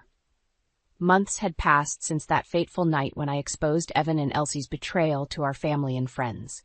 The fallout had been swift and brutal. Evan's company faced a barrage of legal troubles and financial ruin, while Elsie found herself ostracized from our once tight-knit circle. As for me, I had embarked on a journey of healing and self-discovery. The pain of their deception still lingered, a dull ache that ebbed and flowed, but I was slowly learning to let go of the anger and bitterness that had consumed me for so long. It was a crisp autumn morning when I heard a tentative knock at my door. Frowning, I made my way to the entryway, peering through the peephole to see who my unexpected visitor was. Elsie stood on my doorstep, her shoulders hunched and her eyes downcast. She looked tired, worn down by the weight of her mistakes and the consequences that had followed. For a moment, I considered not answering, letting her stew in her own misery. But something, curiosity perhaps, or a lingering sense of sisterly loyalty, compelled me to unlatch the door. "Elsie," I said, my voice flat and emotionless. She flinched at the sound of my voice, her hands twisting nervously in front of her. "Marla," she began, her voice trembling. "I know I'm probably the last person you want to see right now, but I had to try." I raised an eyebrow, crossing my arms over my chest. "Try what exactly?" "To apologize." The words tumbled out in a rush, as if she'd been holding them back for far too long. What I did to you, to our family, it was unforgivable. I betrayed your trust in the worst possible way, and I'll never be able to make up for that. Her eyes glistened with unshed tears, and for a fleeting moment I felt a pang of sympathy. But it was quickly overshadowed by the memories of her deception, of the lies and the hurt she had inflicted. You're right, I said, my tone firm. It is unforgivable. Elsie's shoulders slumped, and she nodded slowly, as if she had expected nothing less. I know, she whispered, but I had to try. I had to let you know how sorry I am, how much I regret everything that happened. Sorry? I echoed, letting out a bitter laugh. Sorry doesn't even begin to cover it, Elsie. You slept with my husband, the man I trusted and loved more than anyone in this world. You shattered our family, our bonds of sisterhood, all because you couldn't keep your hands to yourself. She flinched, as if I had struck her, but I pressed on, the words pouring out in a torrent of pent-up emotion. Do you have any idea what that felt like? I demanded, my voice rising. The pain, the humiliation, the utter devastation of realizing that the two people I loved most had been lying to me, betraying me in the worst possible way? Elsie opened her mouth to speak, but I cut her off with a sharp wave of my hand. Save it, I said, my tone leaving no room for argument. I don't want to hear your excuses or your apologies. What's done is done, and as far as I'm concerned, our relationship is over. Her face crumpled, and she nodded, blinking back tears. I understand, she whispered, her voice barely audible. I had to try. With one last lingering look, she turned and walked away. Her shoulders slumped in defeat. I watched her retreating form, a strange mix of emotions swirling within me, anger, sadness, and perhaps even a glimmer of pity. But as I closed the door and turned back to my life, I knew that no matter what happened, I would never allow myself to be victimized again. The wounds may have healed, but the scars would remain, a constant reminder of the betrayal I had endured and the strength I had found in its aftermath. From the ashes of my broken heart, I had risen like a phoenix, forged anew by the fires of revenge and self-discovery. And as I looked ahead to the future, I knew that no matter what challenges lay before me, I would face them head-on, stronger and wiser than ever before. I never thought I'd be standing here, in the living room of the house I once called home, facing my younger sister and my soon-to-be ex-husband. The tension in the air was palpable as Harlow and Zane stared at me, their expressions a mix of shock and guilt. Piper, let's talk about this, Zane said, his voice smooth as honey. The same voice that once made me weak in the knees, now made my skin crawl. Talk about what, Zane? How you've been sleeping with my sister behind my back. I snapped, my eyes darting between the two of them. Harlow stepped forward, her hands raised in a placating gesture. It's not what you think, Piper. We never meant for this to happen. A bitter laugh escaped my lips. Spare me the excuses, Harlow. You've always been jealous of my success, and now you've stooped to stealing my husband. I thought back to when Harlow first moved in with us, just a few months ago. She was a struggling actress, desperate for a break, and I'd opened our home to her out of love and concern. Little did I know that she'd repay my kindness by seducing my husband. Zane ran a hand through his perfectly styled hair, a gesture I once found endearing, but now saw as a sign of his arrogance. Piper, please, we can work this out. There's no need for things to get messy. Messy, I scoffed, shaking my head in disbelief. You made things messy the moment you decided to betray our marriage vows. I thought about the life we had built together, the whirlwind romance, the dream penthouse, the promises of forever. It had all been a lie, shattered by their deceit. Harlow's eyes narrowed, a cruel smile playing on her lips. Face it, Piper. Zane wants me now. I'm everything you're not, young, beautiful, and exciting. Rage boiled within me, but I refused to let them see me break. I had to stay strong, to keep my composure. You're right, Harlow. You are everything I'm not, a backstabbing, manipulative homewrecker. Zane stepped towards me, his hand outstretched. Piper, let's not do this here. We can discuss this civilly like adults. I took a step back, my eyes blazing with anger. Oh, we'll discuss this, Zane, but not on your terms. I've already filed for divorce, and I'm going to make sure everyone knows about your betrayal. Harlow's face paled, her confidence faltering. You wouldn't dare. Try me, I said, my voice low and dangerous. I've got evidence of your little affair, and I'm not afraid to use it. Zane's jaw clenched, his eyes hardening. You're making a mistake, Piper. You don't want to cross me. I met his gaze, unflinching. The only mistake I made was trusting either of you. But that ends now. I'm taking back my life, and you two can have each other. Good luck keeping your secrets when the truth comes out. With that, I turned on my heel and walked out of the house, my head held high. They had no idea what was coming, but I did. This was just the beginning of my revenge, and I was going to make sure they paid for every last betrayal. Harlow moved in with us a few weeks after that fateful confrontation. I had my reservations, but Zane insisted on helping her out. She's your sister, Piper. Family comes first, he'd said, his hand resting on the small of my back. I relented, pushing aside the nagging feeling in my gut. At first, Harlow was grateful, thanking us profusely for giving her a place to stay. She'd fallen on hard times, she said, and needed a fresh start. I wanted to believe her, to trust that she had my best interests at heart. But as the days turned into weeks, I noticed a change in Harlow's demeanor. She became more confident, more brazen in her interactions with Zane. They'd laugh together over inside jokes, their heads bent close as they whispered secrets I wasn't privy to. One evening, I walked into the living room to find them sitting on the couch, Harlow's hand resting on Zane's thigh. They sprang apart when they saw me, guilt etched on their faces. "What's going on here?" I asked, my voice tight with suspicion. Harlow smiled, her eyes wide with feigned innocence. "Nothing, sis. Just having a friendly chat with my brother-in-law." Zane nodded, his expression unreadable. "Yeah, Piper, don't worry about it." But I did worry. I couldn't shake the feeling that something was off, that Harlow was up to no good. She'd always been jealous of my success, of the life I'd built with Zane. And now she was worming her way into our marriage, poisoning it from the inside out. I tried to talk to Zane about my concerns, but he brushed them off. "You're being paranoid, Piper. Harlow's just going through a rough patch. She needs our support." Support. The word tasted bitter on my tongue.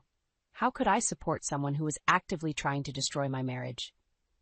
As the weeks dragged on, Harlow's presence in our home became increasingly suffocating. She'd parade around in skimpy outfits, her eyes always seeking Zane's attention.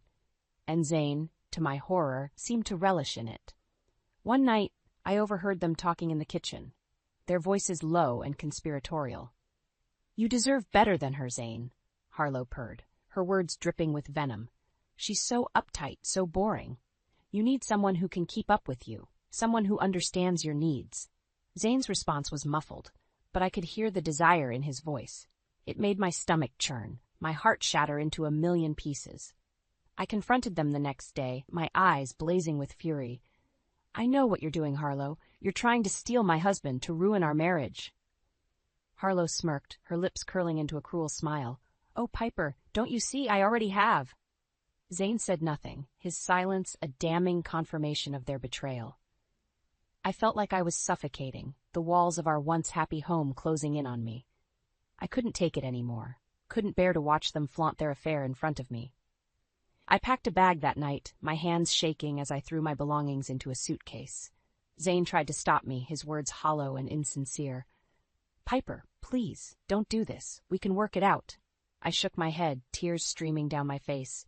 "There's nothing to work out, Zane. You've made your choice, and it's not me." As I walked out the door, I heard Harlow's laughter echoing behind me, a cruel reminder of all that I had lost. But I knew, deep down, that this was just the beginning. I would make them pay for what they'd done, for the pain they'd inflicted on me. Revenge would be mine, and I would stop at nothing to get it. Harlow's manipulation knew no bounds. She played the victim, spinning tales of her struggles and hardships, all while batting her eyelashes at Zane. And Zane, the man I once trusted with my heart, fell for her act hook, line, and sinker. I watched as they grew closer, their interactions becoming more intimate with each passing day. Zane would brush off my concerns, telling me I was imagining things, that Harlow was just a lost soul in need of guidance. But I knew better. I saw the way she looked at him, the way she'd find excuses to touch him, to be near him. It was a dance of seduction, and Zane was all too willing to be her partner. One evening, I stumbled upon them in the kitchen, their bodies pressed close together as they shared a bottle of wine. Harlow's hand rested on Zane's chest, her fingers tracing lazy circles on his shirt. "What the hell is going on here?" I demanded, my voice shaking with anger. They jumped apart, Zane's face flushed with guilt. "Piper, it's not what it looks like. We were just talking." Harlow smirked, her eyes glinting with malice. "Yeah, sis, just a friendly chat between in-laws." I saw red, my hands clenching into fists at my sides. "Friendly? You call this friendly? I've seen the way you look at him, Harlow. You're trying to steal my husband." Zane stepped forward, his hands raised in a placating gesture. "Piper, calm down. You're overreacting." Overreacting. The word hit me like a slap in the face. How could he dismiss my feelings so easily, so cruelly? I turned on my heel and stormed out of the room, my heart pounding in my chest. I needed proof, something tangible to confront them with. That's when I found the messages on Zane's phone. Late-night texts, flirtatious exchanges, promises of stolen moments together. The evidence of their affair was right there, in black and white. I confronted Zane that night, my hands shaking as I held up his phone. "Explain this, Zane. Explain how you could betray me like this." He had the audacity to look shocked, to feign innocence. "Piper, it's not what you think. Those messages, they're taken out of context." I laughed, a bitter, broken sound. "Out of context? I can't wait to hold you in my arms again, to feel your skin against mine. How else am I supposed to interpret that, Zane?" He shook his head, his eyes pleading. "It was a mistake, Piper, a moment of weakness. It won't happen again." But I knew better. I knew that Harlow had her claws in him, that she wouldn't stop until she had him all to herself. I gave Zane an ultimatum that night. End things with Harlow, or we're done. I won't be made a fool of in my own home. He promised me he would, that he'd cut ties with her and focus on our marriage. But I knew, deep down, that it was a lie. And I was right. Not even a week later, I came home early from work to find them in bed together, their naked bodies tangled in the sheets. The sight of it, the betrayal, the humiliation, it broke something inside me. I felt like I was drowning, like the world was closing in on me. I ran out of the room, my vision blurred by tears. I could hear Zane calling after me, his voice tinged with panic, but I didn't stop. I couldn't stop. I knew in that moment that my marriage was over, that the man I had loved, the man I had built a life with, was nothing more than a liar and a cheat. But I also knew that I wouldn't go down without a fight. I would make them pay for what they'd done, for the pain they'd caused me. Revenge would be mine, and I would stop at nothing to get it. The image of Zane and Harlow, naked and entwined, was seared into my mind. I couldn't unsee it, couldn't erase the betrayal that had unfolded before my very eyes. I confronted them, my voice shaking with rage and pain. "How could you do this to me? How could you throw away everything we had for her?" Zane had the nerve to look ashamed, his eyes downcast as he pulled on his clothes. "Piper, I'm sorry. It was a mistake. It won't happen again." Harlow, on the other hand, looked smug, her lips curled into a cruel smile. "Oh, Piper, don't be so naive. Zane and I have something special, something you could never understand." I wanted to scream, to lash out at them both, but I knew that would only give them the satisfaction of seeing me break. Instead, I turned to Zane, my eyes hard and unyielding. "I want a divorce. I want you out of my life, out of my home." He looked stunned, his mouth opening and closing like a fish out of water. "Piper, please, don't do this. We can work it out." I shook my head, my resolve unwavering. "There's nothing to work out, Zane. You made your choice, and it wasn't me." I filed for divorce the next day, my hands shaking as I signed the papers. I knew it wouldn't be easy, that Zane would fight me every step of the way, and I was right. He tried to claim the penthouse, to take everything we had built together. He even had the audacity to suggest that I was the one who had driven him into Harlow's arms. But I had an ace up my sleeve. I had discovered evidence of Zane's embezzlement from our joint business venture, proof that he had been stealing from me for months. I confronted him with the evidence, my voice cold and unforgiving. "Did you really think I wouldn't find out, Zane? Did you think you could steal from me and get away with it?" He paled, his eyes wide with fear. "Piper, I can explain. It's not what it looks like." I laughed, a harsh, bitter sound. "It's exactly what it looks like, Zane. You're a liar and a thief, and I'm going to make sure everyone knows it." Harlow tried to intervene, her voice dripping with false concern. "Piper, don't do something you'll regret. Zane loves you? He made a mistake. I turned on her, my eyes blazing with fury. Shut up, Harlow. You're just as guilty as he is. You knew exactly what you were doing when you wormed your way into our lives. She flinched, her mask of innocence slipping for just a moment. I don't know what you're talking about, Piper. I was just trying to be a good sister. I shook my head, disgust written all over my face. You're no sister of mine, Harlow. You're a snake, and I'm going to make sure you pay for what you've done. I walked out of that room with my head held high, my heart shattered but my resolve unbroken. I knew that the road ahead would be difficult, that Zane and Harlow would stop at nothing to destroy me. But I also knew that I was stronger than they were, that I had the truth on my side. And I was determined to use that truth to bring them down, to make them suffer the way they had made me suffer. I met with my lawyer that afternoon, laying out the evidence of Zane's embezzlement and Harlow's involvement. We drafted a plan, a way to expose their lies and deceit to the world. It wouldn't be easy, and it wouldn't be pretty. But I was ready for the fight, ready to take back what was rightfully mine. Zane and Harlow had no idea what was coming for them, but they would soon find out. Revenge would be mine, and I would stop at nothing to get it. I knew I had to act fast. Zane and Harlow were probably already plotting their next move, trying to find a way to keep the penthouse and the life they had stolen from me. But I was one step ahead of them. I had secured a new apartment, a place where I could start fresh, away from the memories of their betrayal. I began moving my belongings out of the penthouse, a little at a time. I didn't want to raise suspicion, didn't want them to know what I was planning.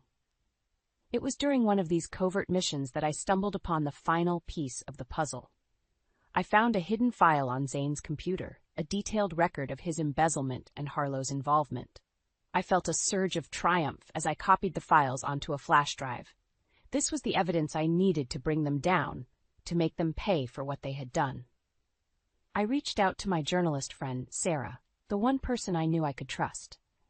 I told her everything, from the affair to the embezzlement, and handed over the evidence I had gathered. Sarah was stunned, her eyes wide with disbelief. Piper, this is huge. If we expose this, it could ruin them both. I nodded, my jaw set with determination. That's exactly what I want, Sarah. I want the world to see them for the liars and cheats they are. We worked together to craft the story, to piece together the evidence in a way that would be impossible to refute. It was a delicate balance, exposing their wrongdoings without making myself look like a vindictive ex-wife. But I knew I had the truth on my side, and that was all that mattered. As the story came together, I felt a sense of calm wash over me. I was ready to confront Zane and Harlow, to look them in the eye and watch as their world crumbled around them. I invited them to the penthouse for one final showdown, my heart pounding in my chest as I waited for them to arrive. When they walked through the door, hand in hand, I felt a surge of anger and disgust. They looked so smug, so self-satisfied, as if they had gotten away with the perfect crime. But they had no idea what was coming. I stood my ground, my voice steady and unwavering. I know everything, Zane. I know about the embezzlement, about how you and Harlow have been stealing from me for months. Zane's face paled, his eyes darting around the room as if looking for an escape. Piper, I can explain. It's not what you think. I laughed, a harsh, bitter sound. Save it, Zane. I have proof, and I'm going to make sure everyone knows what you've done. Harlow stepped forward, her eyes narrowed with anger. You're bluffing, Piper. You don't have anything on us. I smiled, a cold, calculating smile. Oh, but I do, Harlow. I have everything I need to destroy you both. I pulled out the flash drive, holding it up for them to see. This contains all the evidence of your crimes, and I'm going to make sure it gets into the right hands. Zane lunged for the flash drive, his face contorted with rage. Give that to me, Piper. You have no idea what you're doing. I stepped back, my hand closing around the flash drive. I know exactly what I'm doing, Zane. I'm taking back my life, and I'm going to make sure you pay for what you've done. Harlow tried to intervene, her voice dripping with false concern. Piper, please, think about what you're doing. You're going to ruin everything. I shook my head, my resolve unwavering. No, Harlow, you and Zane ruined everything, and now you're going to face the consequences. I walked out of that room with my head held high, the flash drive clutched tightly in my hand. I knew that the road ahead would be difficult, that Zane and Harlow would stop at nothing to destroy me. But I also knew that I had the truth on my side, and that was all that mattered. Revenge would be mine, and I would stop at nothing to get it. I stepped into the penthouse, my heart pounding in my chest. I knew what I was about to face, knew the battle that lay ahead, but I was ready. Ready to confront Zane and Harlow, ready to make them pay for what they had done. The sight that greeted me was one of opulence and excess. Zane and Harlow were lounging on the sofa, sipping champagne and laughing as if they didn't have a care in the world. They looked up as I entered, their smiles fading as they took in the determined set of my jaw.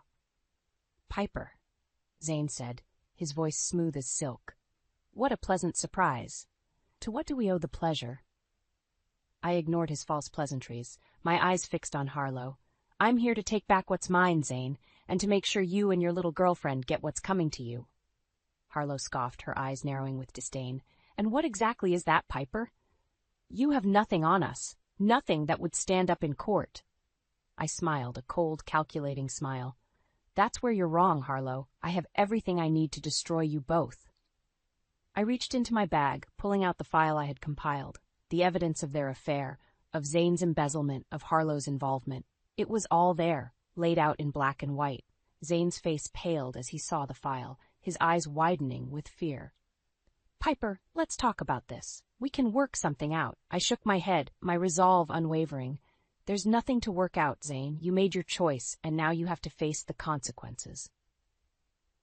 Harlow stood up, her face contorted with rage. "You're bluffing, Piper. You don't have the guts to go through with this." I laughed, a harsh, bitter sound. "Oh, but I do, Harlow. I have more guts than you and Zane combined, and I'm going to use them to make sure you pay for what you've done." I opened the file, spreading the papers out on the coffee table. The evidence was damning, the proof of their betrayal laid out for all to see. Zane's face was ashen, his hands shaking as he reached for the papers. "Piper, please, don't do this. We can find a way to make this right." I shook my head, my eyes hard and unyielding. "There is no making this right, Zane. You and Harlow destroyed everything we had, and now you have to face the consequences." Harlow was silent, her eyes fixed on the papers in front of her. I could see the fear in her eyes, the realization that her world was about to come crashing down around her. "What do you want, Piper?" she asked, her voice barely above a whisper. I smiled, a triumphant smile. "I want you and Zane to pay for what you've done. I want the world to see you for the liars and cheats you are, and I want you to suffer the way you made me suffer." Zane was shaking his head, his eyes pleading. "Piper, we can work this out. We can find a way to move past this." I laughed, a harsh, bitter sound. "There is no moving past this, Zane. You and Harlow made your choice, and now you have to live with it." I gathered up the papers, sliding them back into the file. "I have copies of everything, and I'm going to make sure they get into the right hands. The police, the media, everyone who needs to know what kind of people you really are." Harlow was crying now, her shoulders shaking with sobs. "Piper, please, don't do this. We can make a deal, find a way to keep this quiet." I shook my head, my resolve unwavering. "No deals, Harlow. You and Zane are going to face the consequences of your actions, and I'm going to make sure of it." I turned to leave, the file clutched tightly in my hand. I could hear Zane and Harlow behind me, their voices raised in anger and desperation. But I didn't look back. I had what I needed, and I was going to use it to make sure they paid for what they had done. Revenge would be mine, and I would stop at nothing to get it. The fallout was swift and merciless. The story of Zane and Harlow's affair, of their lies and deceit, spread like wildfire through the media. Every news outlet, every gossip site, every social media platform was buzzing with the scandal. I watched from the sidelines as their world crumbled around them. Zane's face was plastered across every newspaper, every television screen, his name dragged through the mud. The evidence of his embezzlement was damning, the proof of his crimes laid out for all to see. He was arrested, his assets seized, his reputation in tatters. Harlow fared no better.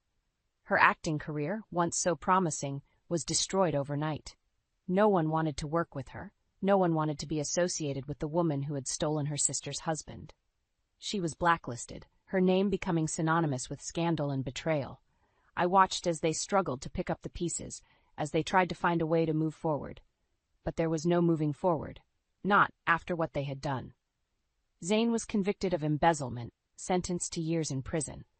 He would have plenty of time to think about what he had done, to reflect on the choices he had made. Harlow became a pariah, a social outcast. She was shunned by her former friends, her once promising career reduced to a footnote in the annals of Hollywood scandal. I took no pleasure in their downfall, but I couldn't deny the sense of justice that came with it.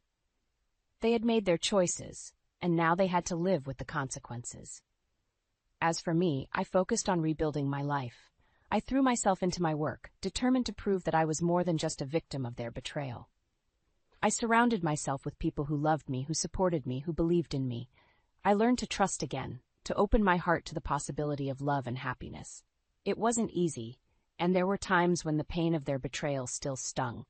But I refused to let it define me, refused to let it hold me back. I moved into my new apartment, a place that was all my own. It was a fresh start, a chance to create a life that was free from the toxicity of Zayn and Harlow. I decorated it with care, filling it with things that brought me joy. I hung pictures of my friends and family, reminders of the people who loved me unconditionally. I even adopted a cat, a fluffy little ball of fur who curled up on my lap and purred contentedly. It was a small thing, but it brought me more happiness than I had felt in a long time. As the weeks turned into months, I started to feel like myself again. I laughed more, smiled more, felt the weight of their betrayal lifting from my shoulders. I knew that I would never forget what they had done, but I also knew that I had the strength to move past it. I had survived their betrayal, and I had come out the other side stronger and more resilient than ever. One day, as I was walking through the park near my apartment, I ran into an old friend from college. We chatted for a while, catching up on each other's lives. As we talked, I realized how far I had come. I was no longer the broken, shattered woman I had been in the aftermath of Zayn and Harlow's betrayal. I was whole again, happy and content in a way I hadn't been in a long time. I knew that there would be challenges ahead, that life would never be perfect. But I also knew that I had the strength to face whatever came my way. I had survived the worst that life could throw at me, and I had come out the other side stronger and more resilient than ever. Zayn and Harlow had tried to destroy me, but they had failed. I was still standing, still fighting, still determined to live my life on my own terms. And that, in the end, was the sweetest revenge of all. Life went on, as it always does. I threw myself into my work, determined to prove that I was more than just a victim of Zayn and Harlow's betrayal. I landed a big promotion, taking on a leadership role in my company. It was a challenge, but one I relished. I poured my heart and soul into my work, determined to succeed on my own terms. My colleagues noticed the change in me, the newfound confidence and determination. They rallied around me, offering their support and encouragement. I made new friends, too. People who shared my values, who understood the importance of loyalty and trust. We laughed together, cried together, and celebrated each other's successes. One of those friends, a kind and gentle man named Alex, became something more. We started dating, taking things slow at first. I was hesitant, still scarred from the betrayal of Zayn and Harlow. But Alex was patient, understanding. He never pushed, never demanded more than I was willing to give. Slowly, tentatively, I began to open my heart to him. We shared our hopes and dreams, our fears and insecurities. We built a relationship based on trust and mutual respect. It wasn't always easy, and there were times when the old wounds would resurface. But Alex was there, holding my hand and reminding me of my own strength. As the months turned into years, I watched as Zayn and Harlow's lives continued to unravel. Zayn served his time in prison, but the damage to his reputation was irreparable. He struggled to find work, to rebuild the life he had so carelessly thrown away. I heard through the grapevine that he had taken to drinking, drowning his sorrows in a bottle. Harlow fared no better. She drifted from one failed project to another, her once promising career reduced to a cautionary tale. She became a fixture in the tabloids, her every misstep and scandal splashed across the pages. I couldn't help but feel a twinge of pity for her, even as I remembered the pain she had caused me. But I refused to let their struggles define me. I had built a new life for myself, one that was filled with love and purpose. I married Alex in a small, intimate ceremony, surrounded by our closest friends and family. It was a day filled with joy and laughter, a celebration of the love we had found in each other. We bought a house together, a cozy little bungalow with a big backyard for our dog to play in. We filled it with laughter and love, creating a home that was all our own. I thought often of the journey that had brought me to this point, the pain and betrayal, the anger and despair, but also the strength and resilience, the determination to build a better life for myself. I knew that I would never forget what Zane and Harlow had done, but I also knew that I had the power to choose my own path forward. I chose happiness. I chose love. I chose to surround myself with people who lifted me up, who believed in me, even when I didn't believe in myself.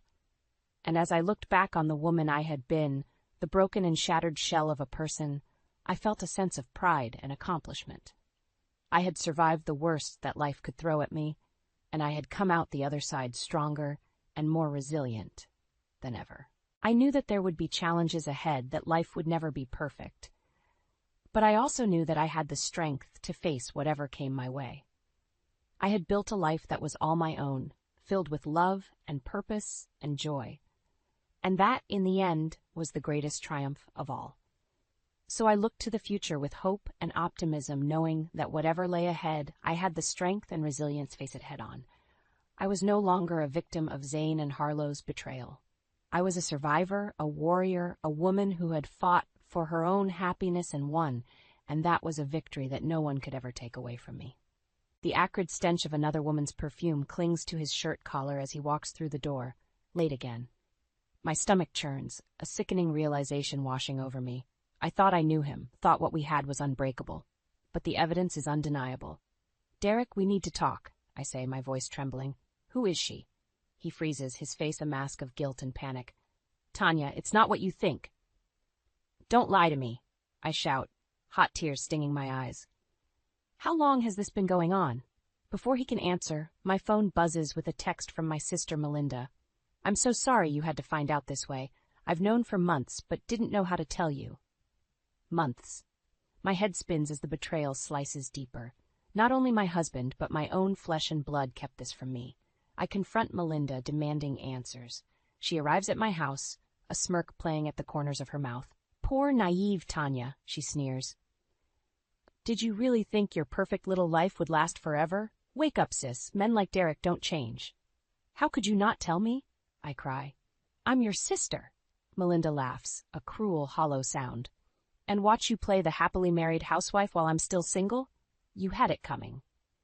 Her words are a twisted knife in my heart. I realize our bond is nothing but a facade, a mask for the resentment seething beneath.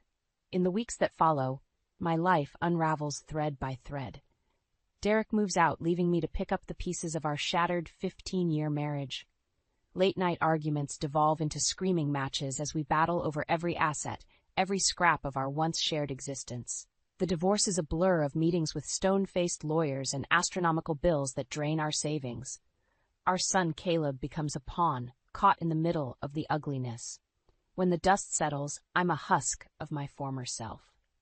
The comfortable middle-class life I took for granted is gone, replaced by the grim reality of single motherhood.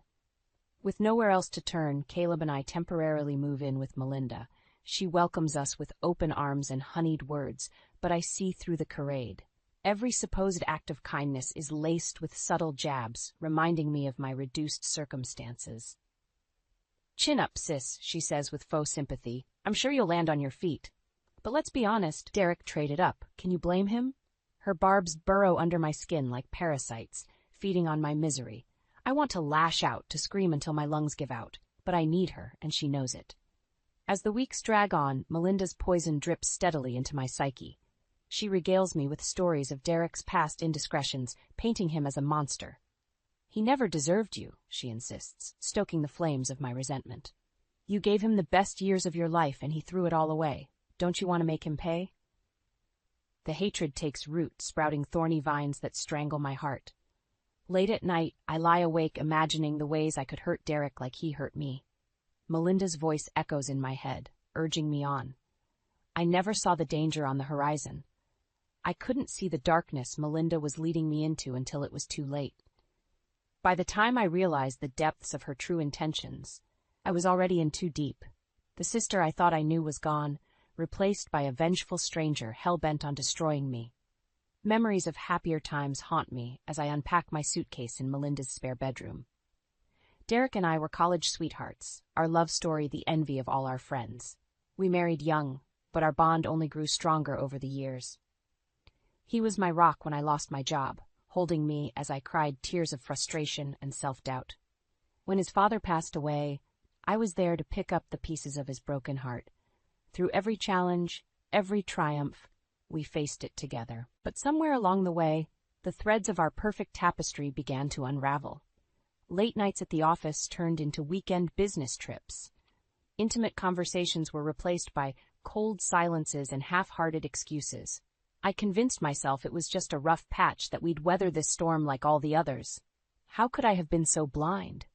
Melinda's snide remarks echo in my mind as I stare at our faded wedding photo. You always were the lucky one, Tanya, the golden child who could do no wrong, but I knew it was only a matter of time before your fairy tale crashed and burned. I think back to all the snubs and backhanded compliments over the years, the way Melinda's smile never quite reached her eyes at family gatherings. She played the role of supportive sister, but I see now that jealousy was eating her alive. What did I ever do to you? I confront her one evening, my voice raw with emotion. Why do you hate me so much? Melinda laughs, a harsh, grating sound. Hate you? Oh, Tanya, I don't hate you, I pity you. You built your whole life around a man who never deserved you, and look where it got you. Tears sting my eyes as the truth of her words sinks in. I gave Derek everything, put his needs above my own time and time again, and what did I get in return? Betrayal, humiliation, and a shattered future. As the weeks turn into months, Melinda's influence seeps into every corner of my life. She's always there with a sympathetic ear and a ready supply of wine, encouraging me to let loose and forget that bastard. But her version of moving on comes with a price. She drags me to seedy bars and sets me up with sleazy men, laughing off my discomfort. Live a little, sis, she chides. Derek's probably balls deep in his secretary by now. Why should you be the one sitting at home like a sad sack? I try to resist, to hold on to some shred of my former self. But Melinda's voice is always there, whispering poison in my ear. She feeds my anger, my resentment, until it's all I can think about. One night, after a particularly vicious argument with Derek over alimony payments, I break down in Melinda's arms. I hate him, I sob, my body shaking with rage. I hate him so much. Melinda strokes my hair, a wicked gleam in her eye. I know, sweetie, I know. But hating him isn't enough. He needs to suffer like he made you suffer. I pull back, searching her face for any hint of irony or jest, but there's only cold, hard determination. What are you saying? I whisper, fear and excitement warring in my gut. Melinda leans in close, her breath hot against my ear. I'm saying it's time to make Derek pay, and I know just how to do it. Looking back, I can pinpoint that moment as the one where I lost myself completely. The hurt, broken woman I was disappeared, replaced by a creature fueled by vengeance and hatred. Melinda had spent years sowing the seeds of my destruction, waiting patiently for the perfect opportunity to strike. And like a fool, I walked right into her trap, too blinded by my own pain to see the danger ahead. But even then, even as I plotted and schemed with the sister I thought I could trust, I never could have imagined the depths of her cruelty. I never could have predicted the unforgivable act that would shatter our family forever. The divorce settlement leaves me with a measly sum, barely enough to cover rent and groceries. I'm forced to swallow my pride and take a job waitressing at a dingy diner, my law degree gathering dust on the shelf.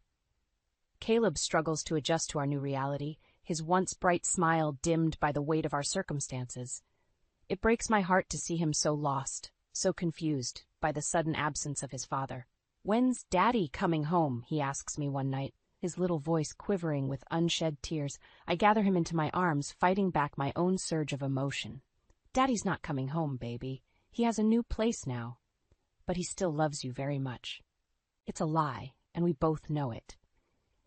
Derek hardly bothers to call anymore, let alone visit. He's too busy playing house with his new girlfriend, a perky blonde half my age. Melinda is all too eager to step into the void left by Derek's absence.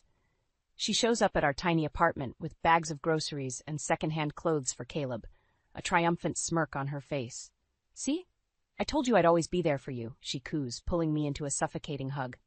"Not like that deadbeat ex of yours." I bristle at the mention of Derek, but bite my tongue. As much as I hate to admit it, I need Melinda's help. Without her, Caleb and I would be out on the streets. But her generosity comes with strings attached. She insists on taking over every aspect of our lives, from managing our finances to dictating Caleb's bedtime routine. "Honestly, Tanya, it's a wonder you managed to keep that kid alive this long," she scoffs one evening, eyeing the stack of bills on my kitchen table. "You're lucky I'm here to clean up your mess." I grit my teeth, swallowing the retort that bubbles up in my throat. Melinda's help feels more like a noose around my neck, tightening with each passing day. But what choice do I have? I'm drowning in debt, barely keeping my head above water. And Melinda knows it. She starts dropping by unannounced, letting herself in with the spare key I foolishly gave her. I'll come home from a double shift to find her lounging on my couch, a glass of wine in hand and a knowing smirk on her lips. "Rough day, sis?" she'll ask, her voice dripping with false sympathy. "You look like hell." I want to scream, to tell her to get out of my house and out of my life. But I need her, and she knows it. So I bite my tongue and force a smile, pretending not to notice the way she rifles through my mail and helps herself to the meager contents of my fridge. Melinda's presence becomes a constant shadow, looming over every aspect of my life. She's there when I drop Caleb off at school, when I pick up extra shifts at the diner, when I lie awake at night, my mind spinning with worry and regret. And always, always, she's there to remind me of my failures, of the life I lost and the man who betrayed me. "You know, I ran into Derek the other day," she mentions casually one afternoon, her eyes glinting with malice. "He was with her. They looked so happy together, like they didn't have a care in the world." I feel like I've been punched in the gut, the air rushing out of my lungs in a painful whoosh. Melinda watches me closely, a small smile playing at the corners of her mouth. "It's not fair, is it?" she murmurs, reaching out to pat my hand in mock comfort. "He gets to move on like nothing happened, while you're stuck picking up the pieces." I nod numbly, too exhausted to argue. She's right, of course. It's not fair. None of this is fair. But I sit there as I sink to Melinda's poisonous words. A small, insidious part of me starts to wonder if maybe, just maybe, she has a point. Maybe Derek does deserve to suffer, to feel even a fraction of the pain he's caused me. And maybe with Melinda's help, I can make that happen. Melinda's campaign against Derek intensifies with each passing day. She takes every opportunity to remind me of his betrayal, to stoke the flames of my anger and resentment. "I saw them together again," she says one evening, her voice dripping with false concern. "At that fancy new restaurant downtown, he was feeding her bites of his steak, like some lovesick teenager." I clench my fists, fighting back the wave of nausea that rises in my throat. The thought of Derek playing the doting boyfriend to another woman makes my skin crawl. Melinda leans in close, her eyes glinting with a strange intensity. "You know, I heard a rumor about her. Apparently she has a history of going after married men, likes to break up happy families for sport." I frown, unsure whether to believe her. But the seed of doubt has been planted, and I can feel it taking root in my mind. "He never deserved you, Tanya," Melinda continues, her voice soft and seductive. "He's a liar and a cheat, and he'll never change. But you can make him pay for what he did to you, to Caleb." I hesitate, torn between my desire for revenge and the small, rational part of me that knows this path can only lead to more pain. But Melinda is relentless, her words worming their way into my brain like a virus. She tells me stories of women who got even with their cheating exes, who made them suffer the way they'd made their families suffer. "It's only fair," she insists, her eyes gleaming with a manic light. "After everything he put you through, he deserves to know what it feels like to lose everything." I try to resist, to hold on to my sense of right and wrong. But Melinda's influence is too strong, her poison too potent. She starts bringing over legal documents, court records of Derek's past indiscretions. She shows me photos of him with other women, evidence of his long history of infidelity. He's been cheating on you for years, she says, her voice dripping with false sympathy. Long before you ever found out. He's a master manipulator, Tanya. He never loved you. Not really. I feel like I'm drowning, suffocating under the weight of her words. The man I thought I knew, the man I built a life with, is a stranger to me now. Melinda senses my weakness, my vulnerability, and pounces. She starts planting ideas in my head, subtle suggestions of ways to get back at Derek. You could drain his bank accounts, she says casually one day, as if discussing the weather. Take every penny he has and leave him with nothing, just like he left you. I shake my head, horrified at the thought. But Melinda is persistent, her voice a constant whisper in my ear. Think about it, Tanya. He's living the high life with his new girlfriend, spending money on fancy dinners and expensive gifts, money that should be going to you and Caleb. It's not right. I try to block out her words to focus on rebuilding my life and being a good mother to my son. But the anger and resentment are always there, simmering just beneath the surface. And then one day, something snaps. I come home to find Caleb in tears, his little face red and blotchy. Daddy forgot about me, he sobs, his small body shaking with grief. He was supposed to pick me up from school, but he never came. I feel a white-hot rage building inside me, a fury so intense it takes my breath away. How dare he do this to my child, to our child? Melinda is there, of course, her arms open wide in a mockery of comfort. I told you, Tanya. He doesn't care about anyone but himself. He needs to pay for what he's done. And in that moment, something inside me breaks. The last shred of my resistance crumbles away, leaving only a cold, hard determination in its place. You're right, I say, my voice barely above a whisper. He needs to pay, and I know just how to make that happen. Melinda smiles, a slow, cruel smile that sends a shiver down my spine. That's my girl. Let's make the bastard suffer. The phone rings, jolting me out of a restless sleep. I fumble for it in the darkness, my heart pounding in my chest. Hello? I croak, my voice thick with exhaustion and dread. Is this Tanya Miller? A brisk, official-sounding voice asks. Yes, this is she. What's wrong? Ma'am, I'm calling from Mercy Hospital. Your son, Caleb, has been in an accident. The world tilts on its axis, and for a moment I forget how to breathe. What kind of accident? Is he okay? He was hit by a car while crossing the street. He's in surgery now, but his condition is critical. You should come down here right away.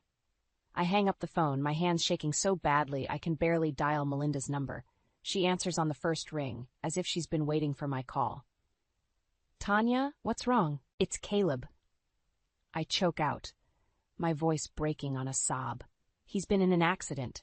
Derek was supposed to pick him up from school, but he never showed, and now my baby is in the hospital, and I don't know if he's going to make it. Melinda is silent for a long moment, and then she lets out a low, angry hiss. That bastard. I knew he'd pull something like this. Hang on. I'll be right over. She shows up at my door 10 minutes later, her face set in a mask of grim determination. Let's go, she says, grabbing my arm and steering me towards her car. The drive to the hospital is a blur of flashing lights and blaring sirens. I sit in the passenger seat, my body numb with shock and fear. When we arrive, the doctors take me aside and explain the extent of Caleb's injuries. He has a severe concussion, multiple broken bones, and internal bleeding. They're doing everything they can, but the next 24 hours will be critical. I collapse into a chair in the waiting room, my legs no longer able to support my weight. Melinda sits beside me, her hand on my shoulder in a gesture of comfort that feels hollow and insincere. This is all Derek's fault, she says, her voice low and venomous. If he had just picked Caleb up like he was supposed to, none of this would have happened. I nod, too numb to speak. She's right, of course. Derek's negligence, his selfishness, has put our son's life in danger. Hours pass in a haze of fear and uncertainty. I pace the waiting room, my mind spinning with worst-case scenarios. And then, just when I think I can't take it anymore, Derek bursts through the doors, his face pale and stricken. Tanya, I'm so sorry, he babbles, reaching for me with shaking hands. I got held up at work, and I forgot to call the school. I never meant for this to happen. Something inside me snaps, and before I know what I'm doing, I'm lunging at him, my fists pummeling his chest in a blind rage. You bastard! I scream, my voice raw and ragged. You did this. You put our son in the hospital because you couldn't be bothered to pick him up on time. Derek stumbles back, his eyes wide with shock and guilt. Tanya, please, I'm sorry. I never meant to hurt Caleb. But I'm beyond reason, beyond mercy. All I can see is the image of my little boy lying broken and bleeding on a hospital bed, and the man responsible standing before me. Melinda steps between us, her eyes glinting with a savage triumph. You heard her, Derek. This is your fault. You're a selfish, negligent father, and you don't deserve to be in Caleb's life. Derek opens his mouth to protest, but Melinda cuts him off with a sharp gesture. Save it.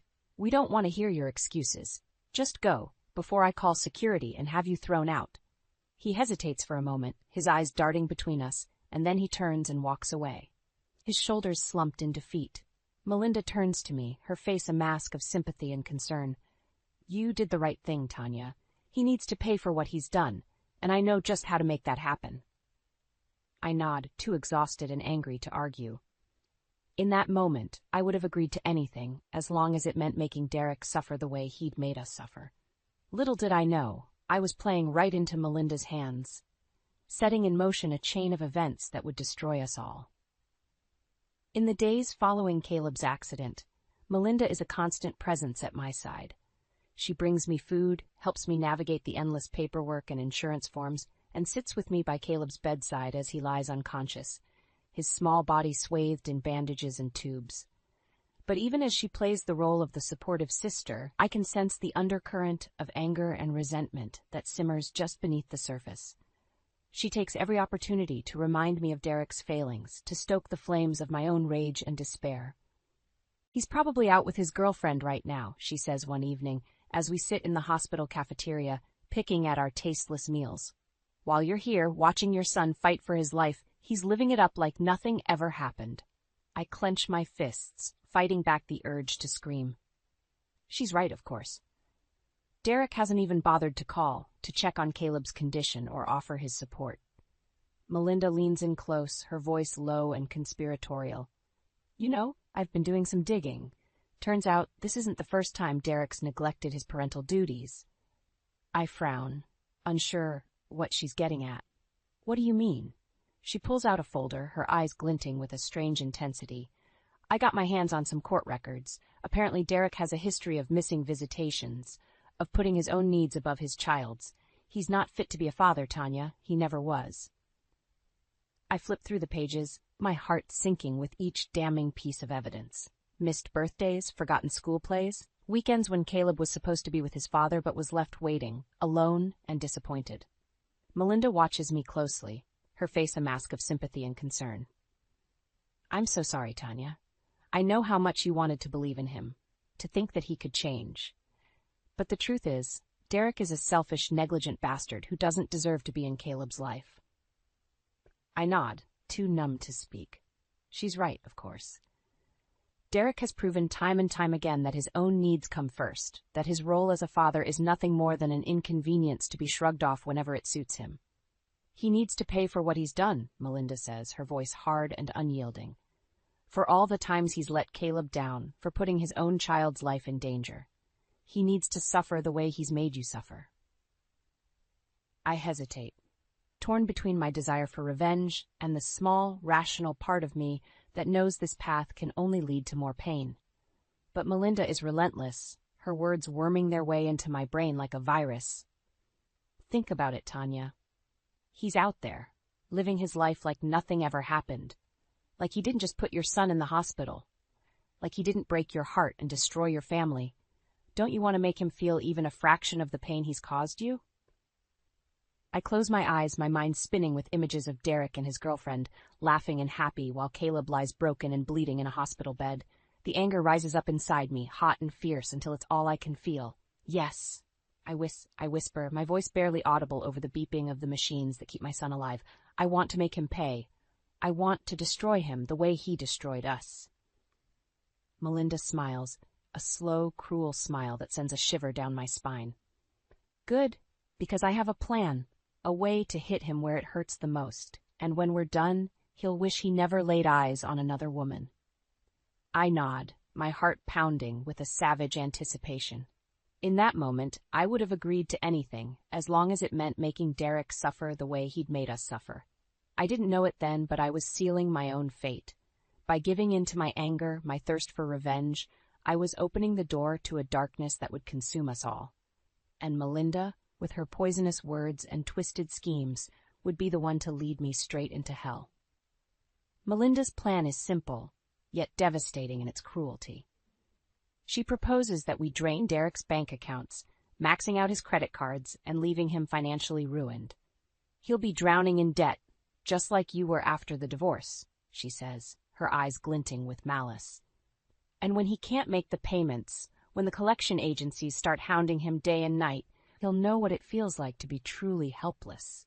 I hesitate, my stomach churning with a sickening mix of anticipation and dread. But how? I don't have access to his accounts anymore. Melinda smiles, a slow, predatory smile that sends a shiver down my spine. Leave that to me. I have my ways. Over the next few weeks, she works tirelessly, gathering information and laying the groundwork for our revenge. She spends hours on the phone, sweet-talking bank tellers and credit card companies, posing as Derek's concerned sister-in-law. And then, one day, she shows up at my door with a stack of credit cards and a triumphant grin on her face. "It's done," she says, handing me the cards. "These are all in Derek's name, but with your address, we can start spending right away." I stare at the cards, my heart pounding with a strange mix of excitement and fear. Part of me knows that what we're doing is wrong, that we're crossing a line that can never be uncrossed. But the anger, the thirst for revenge, is too strong to resist. We start small at first, charging a few $100s here and there. But as the weeks pass, we grow bolder, more reckless. We buy expensive electronics, designer clothes, even a used car, all on Derek's dime. Melinda is a constant presence at my side, urging me on, feeding my anger and resentment. "He deserves this," she whispers as we sign for yet another extravagant purchase. "He deserves to suffer, just like he made you suffer." But even as we revel in our revenge, I can feel a growing sense of unease, a nagging voice in the back of my mind that tells me we've gone too far. And then one day, the voice becomes a scream. I come home from the hospital to find Melinda waiting for me, a wild, manic look in her eyes. "I have an idea," she says, her voice trembling with excitement. "A way to make Derek pay once and for all." She pulls out a can of gasoline and a book of matches, her smile widening into a grotesque parody of joy. "We're going to burn his house down," she says, her voice barely above a whisper. "We're going to destroy everything he loves, just like he destroyed us." I recoil in horror, my stomach heaving with revulsion. "No," I choke out, shaking my head frantically. "No, Melinda, this is insane. We can't do this." But she's beyond reason, beyond sanity. She grabs my arm, her fingers digging into my flesh like claws. "Don't you see, Tanya? This is the only way to make him feel our pain, to make him understand what he's done to us." I try to pull away, but her grip is too strong. She drags me to the car, shoving me into the passenger seat and peeling out of the driveway with a screech of tires. We drive in silence, the only sound the pounding of my heart in my ears. I close my eyes, praying for a miracle, for someone to stop us before it's too late. But no one comes. And as we pull up to Derek's house, as Melinda hands me the gasoline and the matches, I feel a strange sense of inevitability, of fate closing in around me. "Do it," she hisses, her eyes glittering with a mad, feverish light. "Do it, and we'll be free. Free from the pain, the anger, the betrayal, free to start over, to build a new life from the ashes of the old." And so, with trembling hands and a heart full of rage and despair, I light the match and watch as the flames consume everything in their path, burning away the last traces of the life I once knew. The flames rise high into the night sky, casting an eerie orange glow over the quiet suburban street. I stand beside Melinda, watching as Derek's house burns, the heat searing my face and the smoke stinging my eyes. For a moment I feel a savage triumph, a sense of justice served. But then the sirens start, the wail of fire trucks and police cars shattering the stillness of the night. "We have to go," Melinda hisses, grabbing my arm and dragging me back to the car. "Now, before they see us." We speed away, my heart pounding in my chest as the flashing lights fade into the distance. I feel sick, my stomach churning with the realization of what we've done. But there's no time to dwell on it, no time for remorse or regret, because the next day, the police are at my door, their faces grim and accusing. "Tanya Miller, "You're under arrest for arson and fraud," one of them says, his voice cold and unforgiving. "You have the right to remain silent." I'm in a daze as they handcuff me, as they read me my rights and shove me into the back of a squad car. I catch a glimpse of Melinda's face as they drive me away, her expression a mix of shock and fear. The next few days are a blur of interrogations and court appearances, of lawyers and judges, and the cold, hard reality of my actions. The evidence against me is overwhelming. The credit card statements, the surveillance footage from the stores where we made our purchases, the gasoline residue on my clothes. I'm sentenced to 5 years in prison, my life reduced to a series of metal bars and concrete walls. I try to be strong for Caleb, to put on a brave face during our weekly visits, but I can see the confusion and pain in his eyes, the sense of betrayal and abandonment. And then, one day Melinda comes to see me. She sits across from me in the visiting room, her face a mask of smug satisfaction. "Well, well, well," she says, her voice dripping with contempt. "Look at you, the mighty Tanya, brought low by her own stupid mistakes." I feel a surge of anger, of bitter resentment. "You did this to me," I hiss, my hands clenching into fists. "You poisoned me against Derek, you made me do those terrible things." But Melinda just laughs, a cold, cruel sound that echoes off the walls. "Oh, please. Don't try to blame me for your own weakness, your own pathetic need for revenge. I may have given you the idea, but you're the one who lit the match. You're the one who let your anger consume you." I feel like I've been slapped, the truth of her words hitting me like a physical blow. Because she's right. As much as I want to blame her to make her the villain in this twisted story, I know that I'm the one who made the choice. I'm the one who let my pain and my rage blind me to the consequences of my actions. "Why?" I whisper, my voice cracking with emotion. "Why did you do this to me? I thought you were my sister, my friend." Melinda's smile fades, her eyes growing cold and hard. "Because you had everything I ever wanted," she says, her voice a low, venomous hiss. "The perfect husband, the perfect son, the perfect life, and I hated you for it. I hated you so much that I would have done anything to destroy you, to make you feel even a fraction of the pain and the loneliness that I felt every single day." I stare at her, my heart aching with the realization of just how deeply her jealousy and resentment had festered, how much she had truly come to despise me. And in that moment, I feel a profound sense of pity, of sadness for the twisted, broken woman sitting before me. "I'm sorry," I whisper, my voice barely audible over the buzzing of the fluorescent lights.